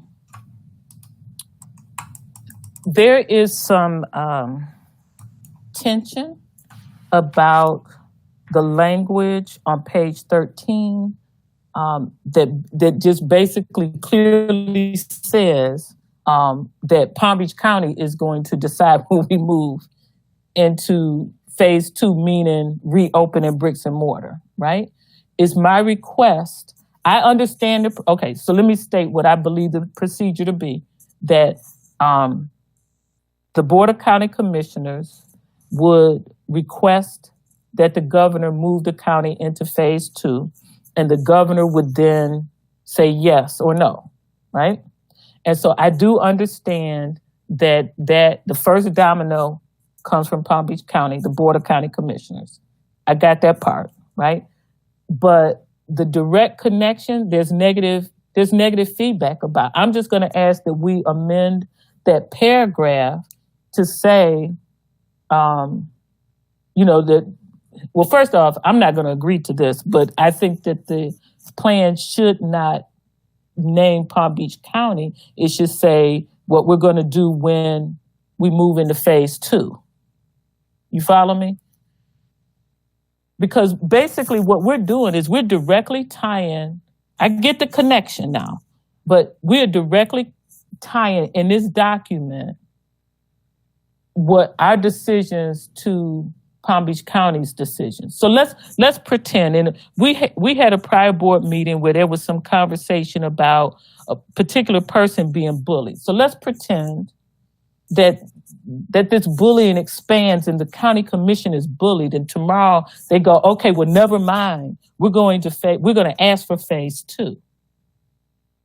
Then we are saying in there, Palm Beach County is making that decision for us that we're going to brick and mortar. Okay? I'm just telling you I don't know, maybe I can't find the words to make people understand what I'm saying because I'm kind of getting a unclear look. But that is a request that language be tweaked to not talk about the initial domino, but just to talk about phase 2. So I'm going to be done with that. Dr. Robinson. Yes. Ms. Whitfield must want to ask you a question. She raised her hand. Do you mind? I don't mind. I do, actually. I thought that was interesting because this is one of my issues about the metrics, because I feel like what is it that takes us into phase 2 really? Because I think that's where I've been kind of stuck on this whole thing is if we don't really have solid metrics and it's just the opinion of 7 other people of when we get into phase 2, that to me is an ambiguous area that we really should tighten up. So I'm fine with tying it to whatever it takes to get into phase 2 if phase 2 is truly something objective. Does that make sense? So that's what I was going to ask about, Dr. Robinson. If you understand that better than I do, please feel free to share. So I don't know if Ms. Brill has a question about all that before I respond. I don't know. Go ahead, Ms. Brill. I do. I just wanted clarification from the superintendent because I thought we didn't have a choice, that when the county goes to phase 2, we have to open up. Is that correct? So this is interesting interpretation of the rules. So let me tell you what I know. There are only 3 counties in the state of Florida that are in phase 1. There's only 3 counties in the state of Florida that are allowed to start in distance learning. I also know that everyone who is not in phase 1 has been required to open brick and mortar for those who choose. So I guess the answer would be yes. Go ahead, Dr. So Robinson. thank you. Okay. So first, let me try to address Mrs. Whitfield. So, I mean, I have the county's document, and I've had some brief conversation with individuals who are part of that document, who I haven't asked if I can call their names, so I won't. But and as far as I have determined thus far, they don't have any benchmarks. Right? Now, the metrics, and let me encourage everybody to listen to or watch, however it was done, the Health Advisory Committee meetings, because we talked about metrics a lot in there. And I, like you, was trying to get to a benchmark. Not only do we need to have a benchmark, in my opinion, that would trigger opening, we need to have a benchmark that would trigger closing. Okay? Because it is pretty certain that whenever we start mixing more people together, that there's going to be an increase in the cases. And I've said this before. It is my hope that we delay mixing more people together until we're at a low point instead of at a high point, right? I do have confidence that the county commission is taking this very seriously. But it does trouble me to essentially tie our future, if you will, to 7 other elected people, as you stated. The metrics that the Health Advisory Committee has talked about were metrics that there is some overlap here. But for example, we didn't have the death rate in ours and daily hospitalization numbers in ours. The county is looking at that.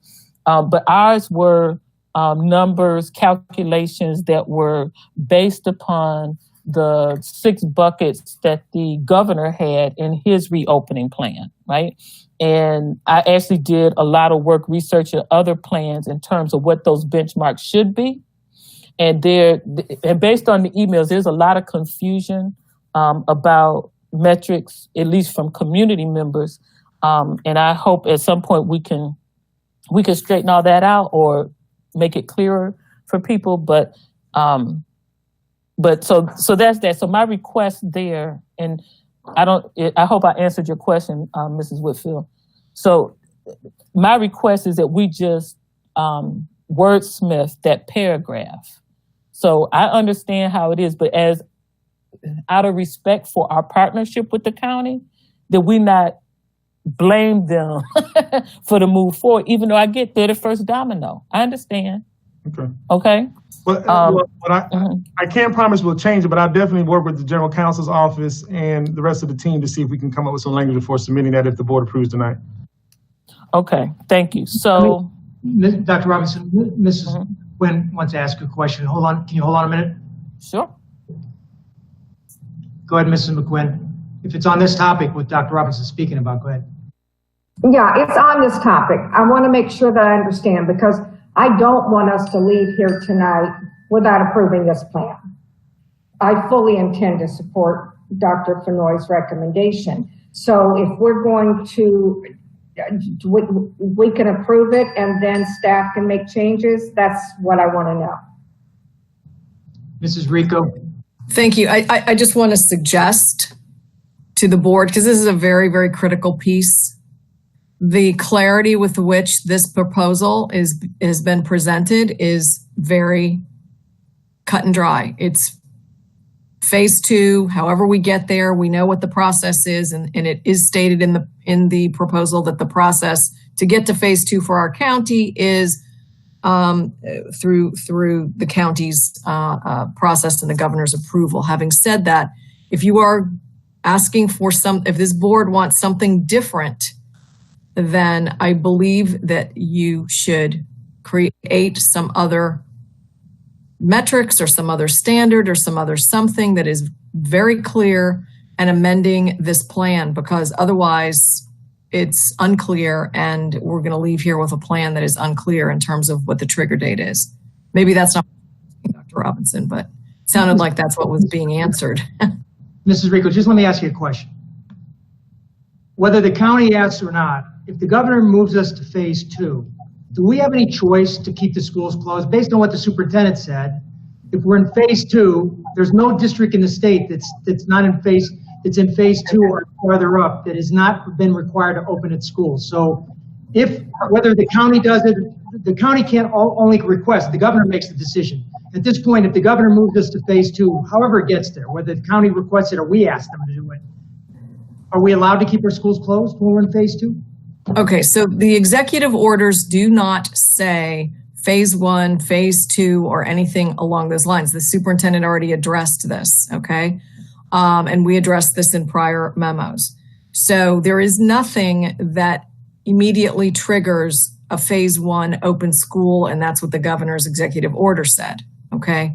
The issue, however, is there was a statement in the executive order and in the template that said consideration would be given to a statement from the health department, our local health agency, which we have not obtained. So that would be one area of consideration. And then without that, we are left to our own devices, which is what I think Dr. Fenoy was trying to explain, that looking at the tea leaves, if you will, all the schools that are in phase 1 are allowed to use distance learning until, and that was built into their plan, until phase 2 comes up. And the other schools who are already in phase 2 have been approved to move to the brick and mortar. And that's just reading between the lines. That's the best answer I can give you at this stage. We're looking for approval from the state. And so we're looking at how they're viewing things. Ms. Whitfield. Sorry, Dr. Robinson, it's all on the same subject, so I'll get back to you in a minute. Mrs. Whitfield.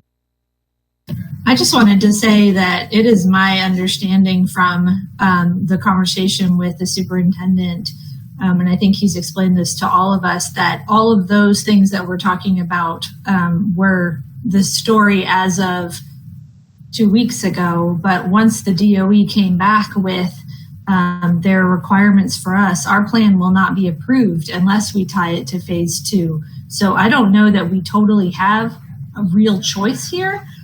In deciding metrics that would go forward. I really think it would stop us from going forward with a plan at all. So that does give me pause, I have to say, because I would like to make this happen today and I would like to move forward. My concern is that I do think the community needs to understand when we say phase 2, what do we mean? And I would love it to have objective metrics, and I don't know how we can get to that if we are kind of being instructed by the DOE that we have to tie it to phase 2. How do we get to a place where phase 2 means something, where it actually means an actual metric? Go ahead, Dr. Robinson. Thank you. So first, the DOE email did not refer to phases, it referred to stages. So it talked about our stages 1, 2, and 3 inside of phase 2, but that's just a little point. The point I was trying to make, which is just wordsmithing, right? Right now, I'm not even arguing about phase 2 and what happens in phase 2. I'm saying that I don't think our document needs to say that Palm Beach County initiates the move to phase 2. That's all I'm saying, right? It gives them heartburn, right? They're our partners. We're working together. It appears that we're kind of hiding behind Palm Beach county, we're giving them the authority to make decisions for us. I get that that is not directly so, but we are also inferring that we need to make these changes for phase 2, because there's not a document that says it, to my knowledge. You could correct me if I'm wrong. I kind of been running around this circle for 2 days, right? So my request is just to wordsmith that. I'm not changing any metrics here. Mm-hmm. Okay? I'm just trying to be friendly to one of our partner agencies. Ms. Rico can respond to that. I just want to make sure I'm hearing this correctly. So you just want the reference to the county removed from the way the document reads, and it would just say something like, once when we move Palm Beach County, I mean, it is Palm Beach County. We are in the county, not talking about the Palm Beach County commissioners, but if once Palm Beach County achieves phase 2 status, then 1 week later schools will open. If that's if that's what you're trying to articulate, then I would still suggest that you guys make a motion to that effect so the superintendent has it very clear in the document. Okay, so that's my motion, since that seems to be the word you understand. Do we have a second? We have no second? All Dr. Robinson is asking is we remove the reference to the Palm Beach County Commission and say when this county is in phase 2, 1 week later the schools will open. I mean, she's just asking for the reference for the county commissioners to be taken out of there. No second? Mrs. Whitfield, you're seconding? Okay, discussion? Go ahead, Mrs. Whitfield.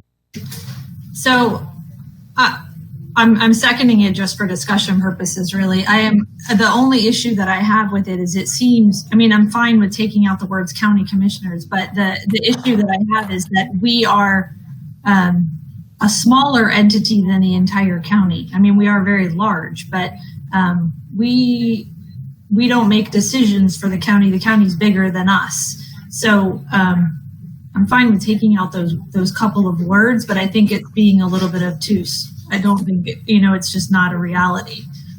So that's the concern I have. Mrs. Rico, can you just tell us where in the document that is so we can all key in on that paragraph? Mrs. McQueen, go ahead. I'm gonna defer to Mr. Oswald. I believe it's on page 11, but page 13. Page 11.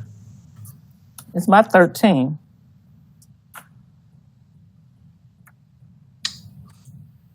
Okay, let me just say that, so on page 6, where we can just use where it says on page 6, once Palm Beach County moves to phase 2 of recovery, and it says simplified revised plan. That's on page 6. So it sounds like to me, if we've already stated it that way on page 6, can we just use that language consistently throughout the document? Do you think that'll work? Where is it, Mrs. Rico? Mr. Oswald, where is it in the document so we can get to the right paragraph? Dr. Robinson, could you state exactly what you're reading on the page number again? You said 13. It's on page 13 of my document. I don't see it. So I'm pulling up what's on page 11, which that. I think is what Dr.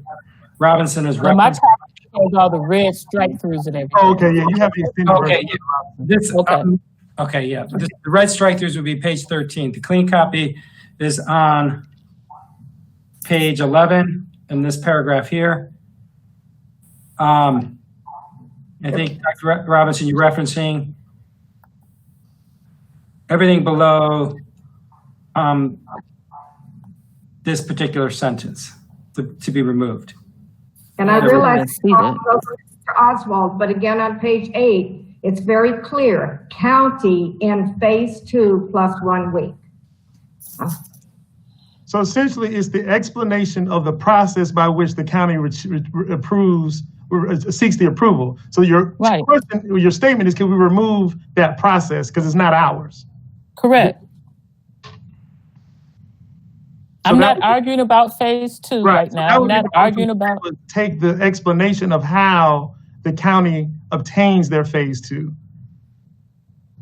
Yes, that's what she's asking, that paragraph. And make sure everybody understands, I asked that paragraph to be changed because when it was first presented to us, it said when the Palm Beach County administrators make the decision, and it wasn't the administrators, it was the Palm Beach County Commission, which we all know commission is different from administration, just like our board is different from our administration. So I have no issue with taking that provision out, just leaving it so when the county moves to phase 2, that's the end of it. We don't have to mention the process, how it gets there. When the governor declares, I guess it's when we want to go that far and say when the governor determines that Palm Beach County is in phase 2, that's when, it's the governor that makes that decision. Dr. Robinson's got her thumbs up. So that's basically the motion. Yes? Any more discussion? Mrs. McQuinn. You need to unmute, Ms. McQuinn. Mrs. McQuinn, your microphone's not on. I know. At the bottom of page 8 again, so then when we have asterisk in blue, county in phase 2 plus 1 week, it says, then the asterisk is, the school district will reopen brick and mortar campuses to students 1 week after Palm Beach County receives formal approval from the governor to move into phase 2. I think that's, just be clear, simple. Okay, so if that's the motion on the table, then I would like to hear that motion, and I'd like to hear that motion. Okay, so Dr. Fenoy, basically we're going to take that language from that page and move it down to that other paragraph so they're consistent. That's the motion, Dr. Robinson? I'll go for that with the governor, yes. And who seconded? Mrs. Whitfield seconded. You still okay with the second? Okay, any more discussion? Mrs. Andrews. I want to be sure that we can do this in 1 week. I don't understand the question. Yeah, if that's after 1 week, we can open once we get into phase 2. Can we do it? Yeah, that's the time limit that I'm setting, and we're going to make it happen. We don't have a choice. We're going to do that. Make sure you're on record that you can make that happen. Okay. Dr. Robinson. Thank you. And so this plays a part in this, but I think maybe this will also fall under the protocol discussion. But do we, okay, let me see. We have stipulated we're going to maintain 6 foot distancing, right? We're going to plan for 6 foot distancing. We're not, going to body slam children who come closer to each other, right? But we're going to have desks 6 feet apart. We're going to plan for 6 foot distancing. Do we know what we're going to do when the number of students wanting to come into school is such that they can't all fit in the space, maintaining 6 foot distancing? No, we do not know that answer right now. That's one of the things on the to-do list right now. Because the question really for us as a board is, do we tell people to go home? And right now, I'm not ready to answer that question. So you know what, Dr. Fenoy, I want to applaud you for saying we don't know, okay? Because the smartest people on the face of the earth will say, I don't know, but I'm gonna find out, right? I got a residency offer because I said that, right? I mean, thank you for saying that. Okay, so let me try to focus myself. All right, so yes, and we have to figure that out. But you will recall me saying, do the math, do the math, do the math. That's the issue. Well, I think we have to resolve it. Looking at the ancillary spaces, hallways. I mean, I'll be honest, we've even talked about tents. It's just, it's all somewhat hypothetical until we get them in there, so. Right. Yeah, and I'll leave it right there. Okay, and so that's good. That actually makes me happy because, okay, let me just leave that there. So let me just try to finish checking off my little list here. So, we have a motion. Can we do the motion first? So I'm sorry. I thought we voted on the motion. I'm sorry. Mrs. Whitfield, you had your hand up. Did you want to speak on this motion or something else? I was actually really excited about the idea of tents. So I really would like us to consider outdoor spaces. It's something that I've always loved. So anyway, I can talk about that later. Thank you. Yeah, probably should. It's a whole other subject. Go ahead, Mrs. McQuinn. Turn your microphone on, Mr. I know, I'm doing it. You're too quick today. Okay, so I want to make sure when I refer to page 8, I'm not talking about the template, right? So we put this easy language in the template. Yes? I see, Yeah. Dr. Yes. Dr. Robinson, you still happy? Because when you're happy, we're all happy. You still happy? Yeah, you got about 10 seconds. You better call the question because then I got some other stuff I got to go into. If everybody's done with discussion, we'll take a vote. All in favor of the change to the plan? Anyone opposed? Motion I carried. will accept that motion, Mr. Barbieri. Yes, sir. I didn't mean to exclude you, but you already said you would accept that motion, but thank you again for saying it. The motion carries 7-0. Dr. Robinson, continue on. Thank you. So this is another thing to follow up later. But we know, okay, so I think we could probably predict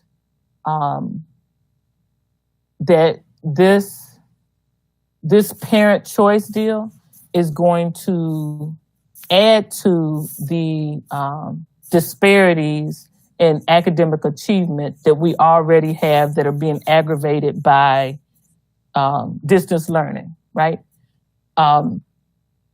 And so we're going to just see the haves get more and the have-nots get less. That's my prediction.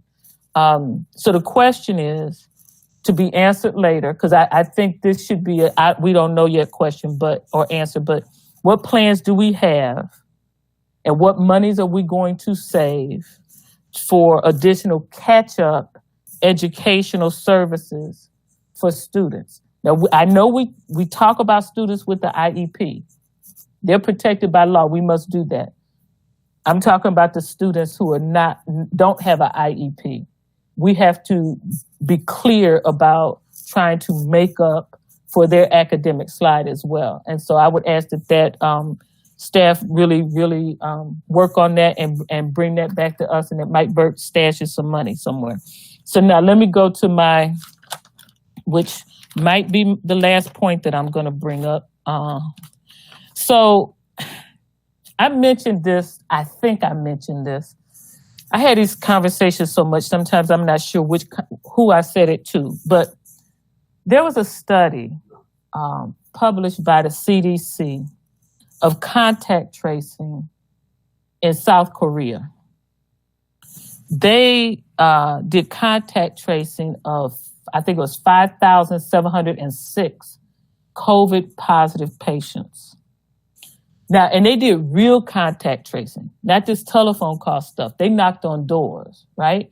And they tracked down all the contacts of the people that had tested positive, as hopefully we'll be doing soon, right? And let me just say, since metrics has been mentioned, the reason 5% positivity rate is important is because you can't do adequate contact tracing. You can't figure out who came in contact with who when the level's higher than that, because it's just too much in the community. But anyway, so this study from Korea, then they tracked all the contacts, they tested them, they collected the data. Now, I read this study 3 or 4 weeks ago for the first time, and I've been discussing it with numerous physicians because I'm trying to make it not be true. But what it showed was that people ages 10 to 19 actually transmitted this virus to household contacts at a higher rate than any other age group.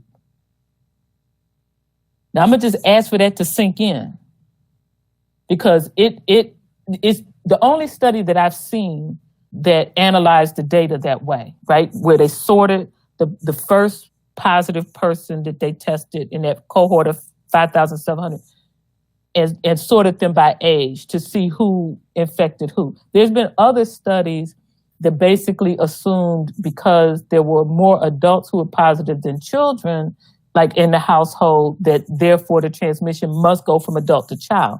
But this one tracked people, right? This study was so influential, CDC published it early. Like if you pull this study on the CDC website, it says October 2020, right?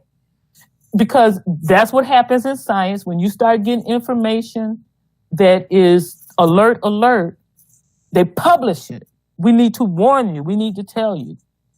Now, some staff knows about this study because I keep talking about it.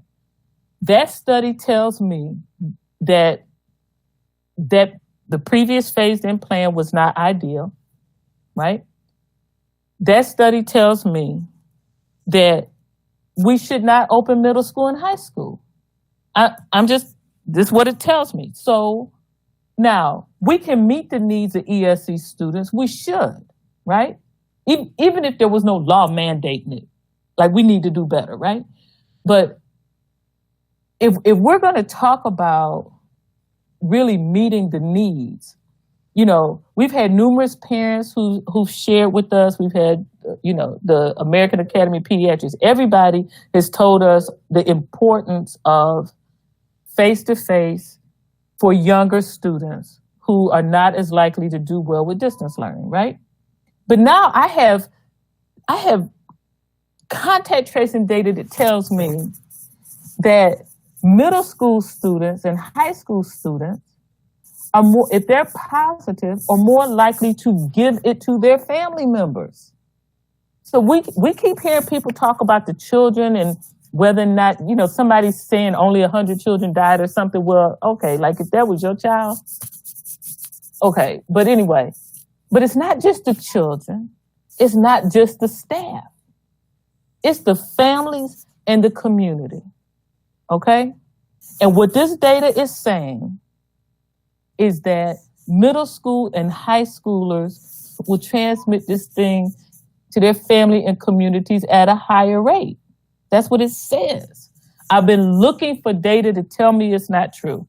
I can't find it. I've had numerous conversations with epidemiologists and public health doctors and pediatricians, trying to get somebody to tell me it's not true, because I realize that what I'm saying is like, 180-degree turn from what we've been talking about, right? So, but I just have to, in good conscience, according to my Hippocratic Oath, put it out there. And so what I want to know is there was some disclaimer language in this recommendation that says something about health conditions permitting, I think. So what I want to know is this recommendation, as it exists now, will that prohibit us forevermore from doing what I'm talking about? Because we get new information, on a frequent basis, right? If there's additional information, or even if you guys come to understand this study the way I understand it, can we say, wait, we think it's in the best interest to reopen for elementary students, 6 feet apart, hand washing, facial coverings, all that, which would mean we would have to spread into middle school and have middle school and high school socially distanced. I want to know if the recommendation on the table locks us out of that.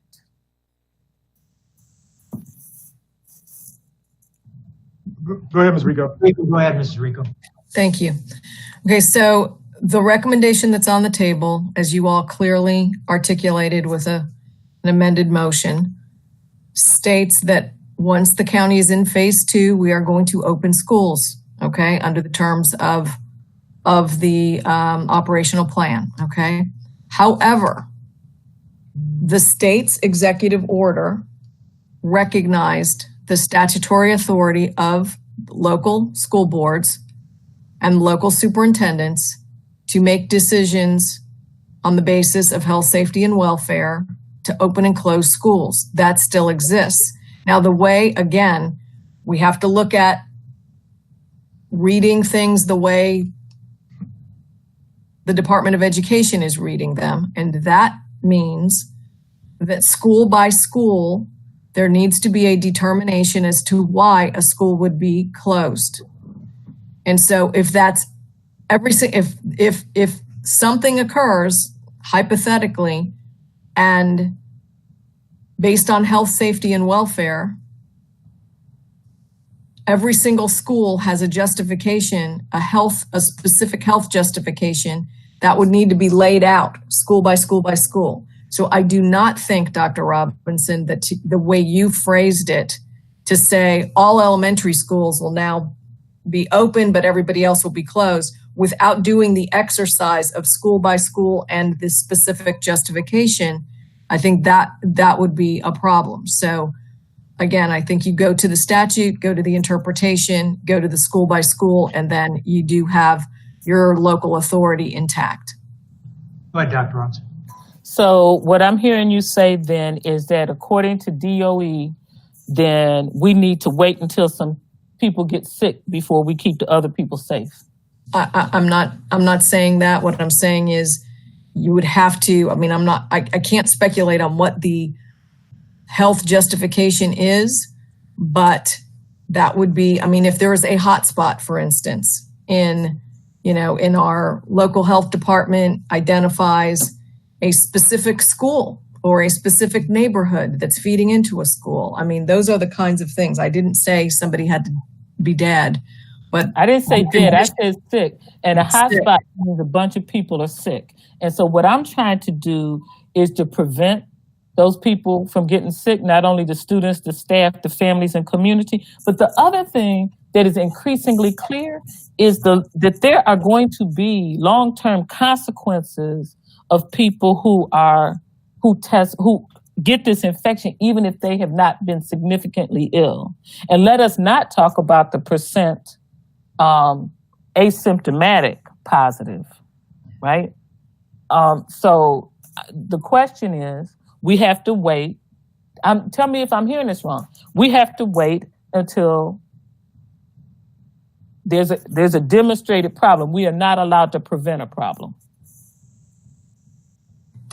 You are required to identify school by school what the health problem is so that you can justify that and identify that. How that's done, I am not, I cannot tell you. That depends on health information. Mrs. Whitfield, do you have a question? Go ahead. Yeah, so I wanted to talk about this contact tracing situation that Dr. Robinson's discussing, because I think it is really important. One of the things that I think there's two problems with middle school and high school students. One is the age. Obviously, those have the higher incident of infecting and getting infected, and obviously a higher rate of death than the younger children, from what we've seen here in Palm Beach County. But the other thing that's a problem, I think, that we might actually have some power over is that middle school and high schoolers rotate classrooms. And so when we start talking about contact tracing, when I'm reading the documents for next week's meeting, one of the things that I notice is that if somebody gets sick, then we have to identify all the people that they have touched or been in contact with. So I'm wondering if it would be at all feasible for us to identify when a student has a class, if they could rotate in groups with like students that are at the same level. I know it would be a scheduling nightmare to do that, but it would reduce the number of people that they actually came in contact with. I'm worried that you'll have one student who gets COVID and then you find out that they've been to 6 classrooms and had contact with every child in those classrooms, who's then had contact with every other child in the school. And I feel like that's one of the struggles with high school and middle school. And I don't know if it's something that we as a board or we as a school system could address if we are going back fully. Mrs. Whitfield, Dr. Fenoy, about 2 weeks ago, I was contacted by Mayor Kerner and I talked to you. Mayor Kerner, the Palm Beach County and Miami-Dade County have purchased this new app, and Mayor Kerner offered to allow the Palm Beach County School District to use that app for free, even though it was being paid for by 2 other counties. And it basically does the contact tracing automatically by the cell phone that the kid is carrying with him. Have we looked further into that? Because it would certainly identify when these children are moving around the school, who they've been in contact with during that period of time that they're moving. Do you know if the administration looked into it? But however, we're kind of pausing that. The county right now is ramping up, and we have a group of people helping us potentially with the healthcare district, maybe coming up with a testing protocol for Palm Beach County Schools. And again, this is all fledgling. I literally had a presentation presented to me yesterday, but then I heard the county bring it up again. So they are working feverishly trying to figure out a way to bring testing to Palm Beach County Schools for our staff and students. Again, this is when I say preliminary, this is preliminary. But so the app is only most effective with accurate data that comes back in the rapid form with the testing. And so we are having those conversations. There are members of this board who are not letting that go as well. So I'd have to bring all of that back as I get more details. The presentation to me was literally just yesterday. And I know with the labs and all this, it is what we've learned from the county and our other partners who are helping us understand testing. It is very complicated. And so we just have to work through that. But we have basically a committee and a commitment from the county, and they're very excited. And now the healthcare district presented to me yesterday. So there are 3 organizations working on that. And so I'll bring that back as soon as we get further details, Mr. Barbieri and the board. All right, thank you. Ms. Brill, Ms. Andrews, and then back to Dr. Robinson.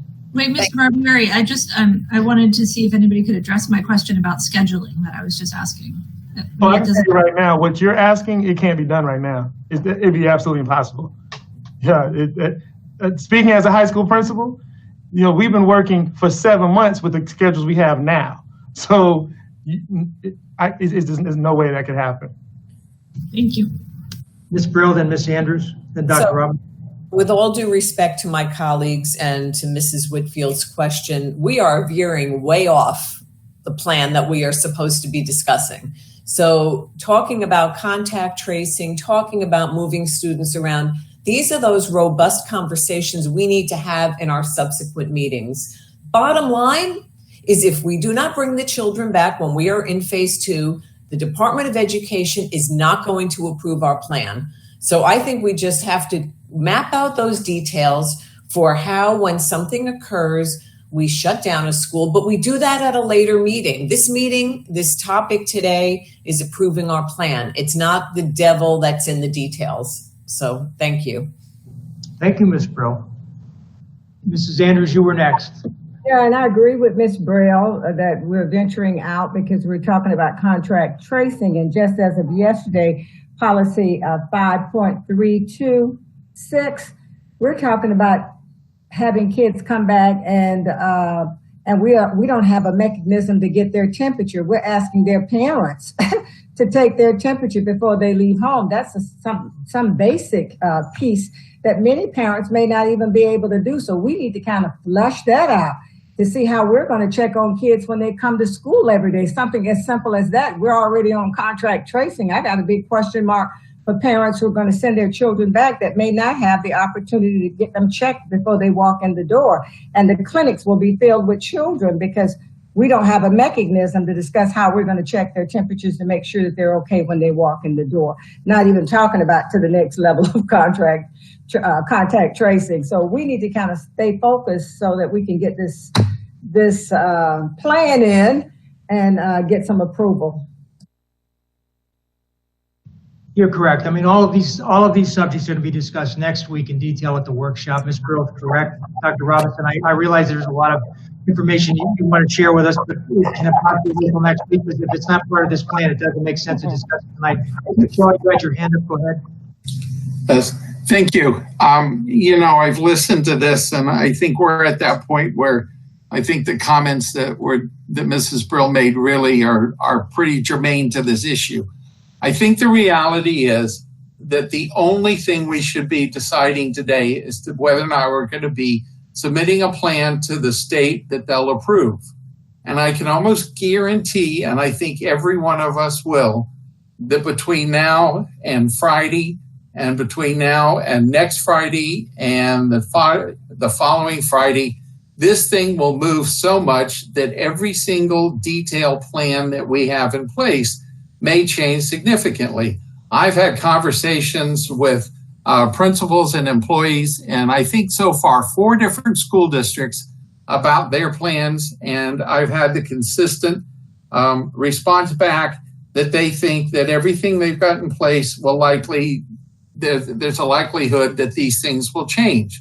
And I think we need to understand that is a possibility. And I think really the only comment I have is related to this county issue, which we're done with. We shouldn't let the county off the hook on this because they play a major part in where this thing goes from now. So, but I think let's deal with the policy or the application and then deal with all these other things, because there are tons of things.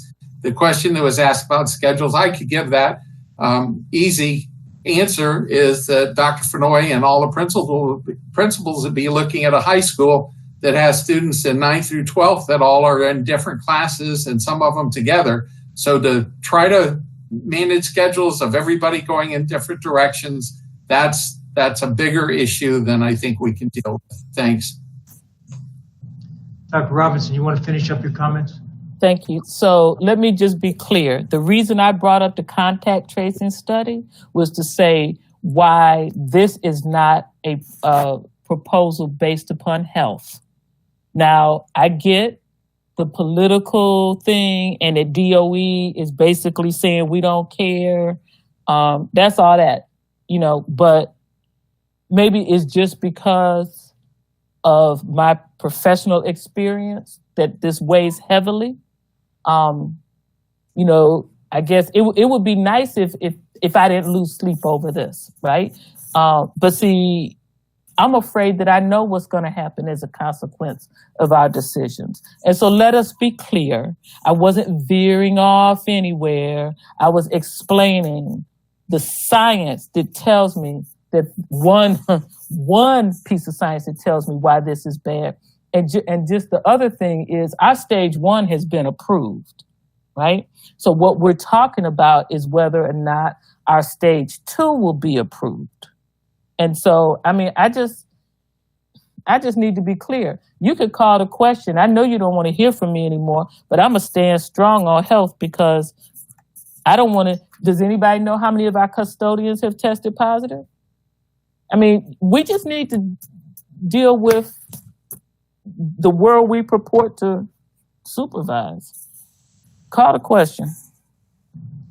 Thank you, Dr. Robinson. We appreciate your expertise in this industry, and we understand your passion for this. Honestly, we do. I think we all have had sleepless nights. I can see everybody's head rolling. How many sleepless nights have all of us had? This is a no-win situation. There is no right answer for any of this because it's never been answered before, and there's no way to answer these questions. And even if we found an answer, half the people out there wouldn't be satisfied with the answer anyway. So the question's been called. All in favor of the motion, the recommendation the superintendent made as modified by the motion was made earlier. Opposed?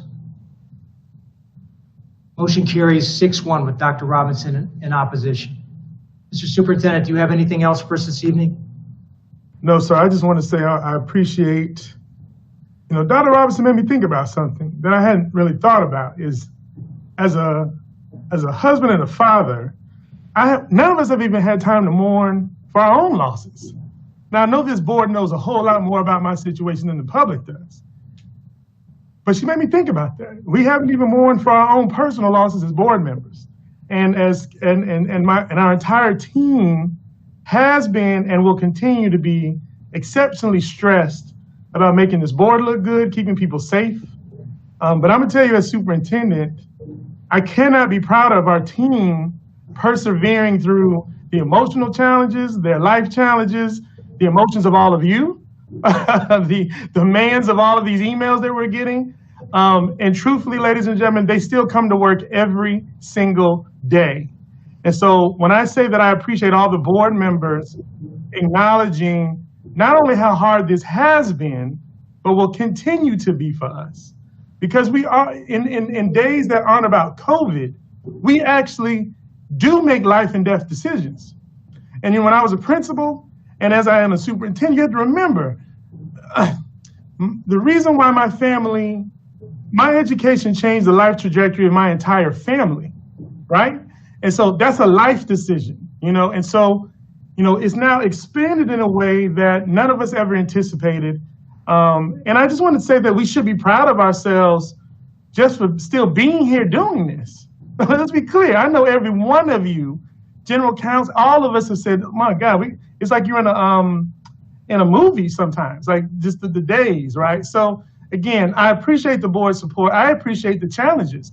I appreciate all the questions. And I know staff gets tired of it, but this is our job at this point. And so we will get to the conclusion of all of this someday, and we'll do it together. But I want everyone, the public, to understand, and our community members and our staff members to understand, this will not be the last hard conversation we have. This will not be, we're not always going to agree. This is how it has to be in times so uncertain. So and I'm not usually one to make all these statements, but it was something about Dr. Robinson's statement that made me realize we haven't even dealt with our own realities yet. And so thank you for that. And what I'll say is we will commit to trying to make sure that all the information that is needed from our community, we will provide that again. These teams of principals and teachers and police officers and maintenance workers and think about our food service workers. They have not stopped working. Not one time have they stopped working. We've had custodians and maintenance men and women out there every day still doing all this construction. So we do have a lot of hard things ahead of us. We have to try to make as many accommodations as we can, but we still have to run Palm Beach County schools. And so this tension that we're facing, I'm not going to say that it's healthy, but ladies and gentlemen, it's necessary, and there's no way to avoid it. And so I just thank the board for all of their support, and we're going to get this submitted this afternoon with the changes that this board recommended, and we'll be back again next week with as much detail as we possibly can provide. So I thank you all for everything. Dr. Robinson? Thank you. I actually appreciate that humanity. And I think maybe we can each do a better job of recognizing each other's humanity. And if nothing else, sending well wishes. So, I want to acknowledge that I've sent well wishes actually to Mrs. Brill, because I understand that there's been some family challenges. And then I also just want to acknowledge that our deputy superintendent lost his father not so long ago. And never missed a beat serving this district. Yeah. And so I don't know, whenever things settle down enough, maybe we just close down the whole district and let everybody recoup a little bit, because I know it's hard, right? And as I said, I had staff on the prayer list. I know it's hard, but I can't let up when I think we're doing wrong, just for the record. Okay. Absolutely. Thank you, guys. Have a great evening. I don't know if we're adjourned. One more thing. I want the board members to remember, next week we'll be voting on whether or not you all want to come back here for the last meeting in August. Unless the governor extends the virtual meeting, we will have to come back here at the beginning of September. So just be ready next week. It's on our agenda for next week to decide whether or not we're going to finish off the month of August back in this boardroom. So that's on the agenda for next week.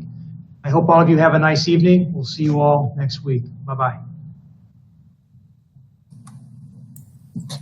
Don't we have to adjourn properly?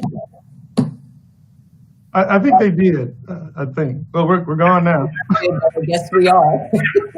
See you guys later.